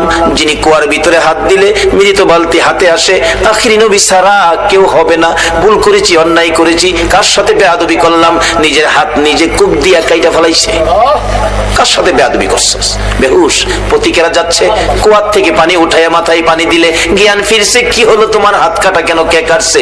ও পতিকেরা, আমার আখিরি নবীর দরবারে লইয়া যা। যাইয়া ডাক দিলে হাতটা কাটা, হাতে লইয়া গেছে। নবী বেরিয়ে আসছেন, আইসা দেখে ওই ইহুদি। আমরা যদি হইতাম আগে হেরে সাইজ কিরা লাইলাম হইলে। নবীর আদর্শ কত সুন্দর। ইহুদি, তোমার হাত কাটা কেন? কেন তোমার এই বিপদ? এত কষ্ট, রক্ত ঝরতেছে। হুজুর, হাত রাসূলের সাথে বেয়াদবি করেছে, আমি হাত কেটে ফেলেছি। রাসূল বলেন, কি করলা তুমি? হুজুর বলুন, বেয়াদবির ক্ষমা পাবনি। আমার নবী বলেন, ক্ষমা পাবি রে, একবার যদি কালিমা পড়ে আমার পক্ষে আইসা যা। যত বড় অপরাধী হও, আমার নবী যদি তোমার পক্ষে যায়, আমার আল্লাহ বলছে মাফ করে দিব। এবার ইহুদি বলেন, সুযোগ পাইছি যখন মাফ পামু, হাতটা নেই জোড়া লাগাই তারি দেখি। নবী গো, কালিমা পড়মু, আমার হাতটা যদি জোড়া লাগাই দিতারেন। পারবো নি আমরা নবী? পারবো। আল্লাহ কো, জিবরাইল বন্ধুর কাছে যাও, কোনো ভয় নাই, খালি কেউ হাতটা লাগাইতো, বাইরে আমি করুম। নবীজিকে দাও, কাটা হাত দাও। হাত হাতে লাগাইছে, একটা ব্যান্ডেজ করছে। বিসমিল্লাহির রহমানির, বিসমিল্লাহর ব্যান্ডেজ দিয়া একটা মুছ দিছে, হাত আগের চাইতে শক্ত হয়ে গেছে, টানে খুলে না। সঙ্গে সঙ্গে আমার নবীর কদম মুবারকে পড়ে ডাকতেছে, আর দেরি নয়, নবী গো, বেয়াদবির ক্ষমা করে দেন, আর মধুর কালিমা পড়াইয়া মুসলমান বানাইয়া দেন। যে নাতিদয়ের জন্য আমার নবী ইহুদির বাগানে কুয়ার থেকে পানি পর্যন্ত উঠাইছে, এই নাতিরা ডাকে, নানা গো, মাথা উঠান গো নানা, 3 দিন হলো আমরা পানিটাও খাই নাই আপনার ব্যথায়। নানা উঠুন, মদিনায় শহরে যায়, আপনাকে নিয়ে আমরা 2 ভাই খানা খাবো। আমার নবী মাথা উঠায় না, 2 জন মাথা উঠাইয়া আমার দিকে তাকাইছে। মা গো, আমার নানা উম্মতের পাগল গো, আমরা 2 ভাইরও শুনে না। যে নবী হাসাইন হুসাইন মা ফাতেমার ডাক শুনে না, আপনার আমার ব্যথাই এই নবীর পক্ষে যাওয়া বলুন আমাদের দরকার আছে কিনা? কেন নবীর পক্ষে যাবেন না? নবী শুধু নিজেই কষ্ট করে নাই, দেখুন আদরের নাতিদয়কে পর্যন্ত কোন পথে দিয়েছে। এবার খাতুনে জান্নাত ফাতেমাতুজ জাহরা বলেন, হাসাইন হুসাইন রে, আয় তোরা আমার 2 জন কলিজার টুকরা, আমি মায়ের সামনে তোরা দাঁড়া। 2 জন মায়ের সামনে দাঁড়াইয়া মার চেহারার দিকে তাকিয়ে আছে। মা 2টা হাত বাড়াইয়া আমার নবীর দিকে তাকাইয়া ডাকে, মাবুদ, আমার এতিম বাবারে আর কত কান্দাই মা, আমি ফাতেমা সইতে পারি না গো মাবুদ, আর আমি সহ্য করতে পারি না। এতিম বাবা 3 দিন হলো খাবার নাই, ঘুম নাই, গোসল নাই, আরাম নাই, উম্মতের ব্যথায় কান্দে। মাবুদ গো, কত কাঁদবে গো আমার বাবা, আর কাঁদতে দিব না। আমি মা হইয়া 2টা হাত বাড়াইলাম, আমার 2টা সোনার পুতুল, আমার 2টা কলিজার টুকরা হাসাইন আর হুসাইন, আমার বাবার উম্মতের নাজাতের জন্য আমি কুরবানি করে দিলাম। আমার আল্লাহ জিব্রাইলকে পাঠাইলেন, জিব্রাইল রে, যা আমার বন্ধুর কাছে যা, বন্ধুর কানে খবর দে, বন্ধু যেন আর না কান্দে, বন্ধু যেন না কান্দে। বন্ধুর উম্মতের নাজাতের জন্য মায়ের দোয়া কবুল, মায়ের দোয়া কবুল। কার দোয়া কবুল? কার দোয়া কবুল? মায়ের দোয়া কবুল রে জিব্রাইল। বন্ধুর কানে খবর দে, ফাতেমা সন্তান কুরবানি করেছে, মা দোয়া করে কুরবানি দিয়েছে, আমি আল্লাহ কবুল করেছি, বন্ধুরা আর কাঁদতে হবে না। বন্ধু যেন নাতিদেরকে লইয়া মদিনায় ফিরে যায়, নাজাতের ফায়সালা আমি আল্লাহ করেছি। এই ঘটনার পর মায়ের দোয়ায় আপনার আমার নাজাতের জন্যই হাসাইন হুসাইনের এই বিপদ হয়েছিল। আজকে আমাদের জন্য নবীও কষ্ট করে আদরের নাতিদয়কে পর্যন্ত বিলীন করে দিলেন। আমরা কি সে নবীর আদর্শে যাইতে রাজি আছি? যে মার দোয়া কবুল হয়, মার সাথে সম্পর্ক পরিষ্কার করতে রাজি আছি? কই, কেউ তো করলেন না। সন্ধ্যার সময় বাড়িতে যাওয়ার সময় এই মার জন্য কেউ কিছু নিছেন? মা কি খাইলে খুশি হয় কেউ কি চিন্তা করছেন? মাকে খুশি করতে পারো, বাবাকে খুশি করতে পারো। রাসূল হাদিস শরীফে ওয়াজ করেছেন, বিররুল ওয়ালিদাইনি আফদালু মিনাস সালাত ওয়াস সাদাকাত ওয়াস সাওমি ওয়াল হজ্জি ওয়াল উমরাতি ওয়াল জিহাদি ফি সাবিলিল্লাহ। এই মা বাবার পক্ষে থাকবেন, মা বাবার মনে কষ্ট এই ব্যবহার কোনোদিন করবেন না, এই অনুরোধ আপনাদের প্রতি রইল। আসুন, হুসাইনের এই কষ্ট, হুসাইন আমাদের জন্য দোয়া মা করেছে, আমরা উম্মতের ফায়সালার জন্য হাসাইন হুসাইন জীবন দিয়েছে। হুসাইন জহর খায়া, বিষ খায়া হুসাইনকে দুনিয়া থেকে বিদায় করলো। হাসাইনকে বিষ খাওয়ায়া বিদায় করলো। হুসাইনকে কারবালায় এই মহরমের চাঁদে নির্মম ভাবে এই যদি সৈন্যরা কলিজা ছিদ্র করে মাথা কেটে দামেস্কের দিকে নিয়ে গেল, আর মাথাবিহীন দেহ কারবালার জমিনে 6 মাসের শিশু আলী আসগর পাশে দাফন করে দিয়েছে। আজকে সেই কারবালার মাস মুসলমানদের জন্য ব্যথায় ব্যতীতের মাস। আমরা হুসাইনের ভালোবাসা দেব, রাসূলকে স্বপ্নে দেখব, আর আল্লাহ রাসূল খুশি হবে আওলাদে রাসূলের পক্ষে গেলে। আমি আগেই বলেছিলাম দোয়া কবুল হবে। আমাদের 2টা দাবি ছিল, যেই আব্দুল্লাহ নামের ব্যক্তি আওলাদে রাসূলের ভালোবাসায় হজের টাকা দিলে মক্কার হজ, মদিনার হজ আল্লাহ ইরাকে পাঠিয়ে দিলেন। আজকে আমাদের 2টা দাবি অবশ্যই কবুল করবে। যারা নবীর পক্ষে, নবীর আওলাদের ভালোবাসায় এই পর্যন্ত বসে আছেন, আল্লাহ আমাদেরকে কবুল করে 2টা দাবি পুরা করুক। একটা হলো গুনাহ মাফ, একটা হলো নবীজিকে স্বপ্নে দেখা। নবীকে স্বপ্নে না, কোন ব্যক্তি বাস্তবেও দেখে। ইমাম গাজ্জালী সাহেব রহমাতুল্লাহ আলাইহির জীবনী, উনি 100 আল্লাহওয়ালা, 100 আল্লাহর ওলি লইয়া সোনার মদিনায় রওজা পাকের পাশে বসায়া গাজ্জালী সাহেব ডাকতেছে, ইয়া রাসূলুল্লাহ 100 ওলি লই আইছি আপনার লগে দেখা করবার লেগে। আমরা খাইতে আসি নাই নবী গো, খাইতে আইছি না, শুধু আপনার সাথে একটু দেখা করাবার লেগে। দেখা যদি না দেন আমি ইমাম গাজ্জালীর ইজ্জত থাকে না। এভাবে ডাকতে ডাকতে ডাকতে ডাকতে দেখে আমার নবী হঠাৎ করে রওজা পাকের মাঝখান দিয়ে এই পর্যন্ত হাত মোবারক বাহির করে দিয়েছে। 100 ওলি সরাসরি নবীর হাত মোবারকে মুসাফা করে চুমা খায়া বিদায় হলো। আজকে আল্লাহ গো, আমি দাবি 2টা উঠাইছি, জীবনের গুনাহ মাফ, নবীজিকে স্বপ্নে। বাস্তবে না, আমরা বাস্তবের উপযুক্ত হয়তো আমরা হইতে পারছি না, স্বপ্নে হইলেও এই কমিটির ভাইদেরকে সহ, এই মাহফিলের সকল উপস্থিতি মা বোনদেরকে সহ একটা দিন ঘুমের ঘরে নবীজিকে স্বপ্নে দেখায় আমাদের কলিজা ঠান্ডা করে। সকলে দোয়ায় শরীক হন, আল্লাহুম্মা আমিন। রব্বানা যালামনা আনফুসানা ওয়া ইল্লাম তাগফির লানা ওয়া তারহামনা লানাকুনান্না মিনাল খাসিরিন। রব্বিরহামহুমা কামা রব্বায়ানি সাগীরা। রব্বিরহামহুমা কামা রব্বায়ানি সাগীরা। রব্বুল আলামিন, নবী গো, ও নবী, তোমার আদরের উম্মতেরা, প্রভু গো, তোমার আদরের বান্দারা, মায়ার নজরে তাকিয়ে দেখো 2:45 বাইজা গেছে, তোমার আদরের বান্দারা একজনও বাড়িতে গেল না, 2টা হাত তোমার কাছে বাড়াইয়া দিছে। মা, তুমি জিগাও না, এত রাত্রে তোমার বান্দা বান্দিরা কি আশা লইয়া হাত বাড়াইছে। আল্লাহ গো, দুনিয়ায় দেখছি সন্তান যদি মার কাছে হাত বাড়ায়, মা টাই না কুলে নেয়, 2 গালে চুমো দেয়, আর বলতে থাকে আমার কাছে কেন হাত বাড়াইছো গো বাবা। ছেলেটা তো বুঝাইয়া বলতে পারতেছে না। মা ডাকতেছে, বলতে হবে না, তুমি হাত বাড়াইলে আমি মায়ের মন চাই আমার কলিজাটা খুইলা তোমারে দিয়া দিতাম। বাবার কাছে হাত বাড়াইলে বাবা টাই না কুলে নেয়, 2 গালে চুমো দেয়, আর পকেট থেকে 100 টাকা, যার সময় ভালো 500 টাকা নোট সন্তানের হাতে দিয়ে দেয়। আওলাদে রাসূলের ভালোবাসা, নবীর ভালোবাসা ভরপুর করে দাও গো আল্লাহ। রব্বানা তাকাব্বাল মিন্না ইন্নাকা আনতাস সামিউল আলিম ওয়া তুব আলাইনা ইয়া মাওলানা ইন্নাকা আনতাত তাওয়াবুর রহিম। ওয়া সাল্লাল্লাহু তাআলা আলা খায়রি খালকিহি মুহাম্মাদিন ওয়া আলা আলিহি ওয়া আসহাবিহি আজমাইন বিহাক্কি লা ইলাহা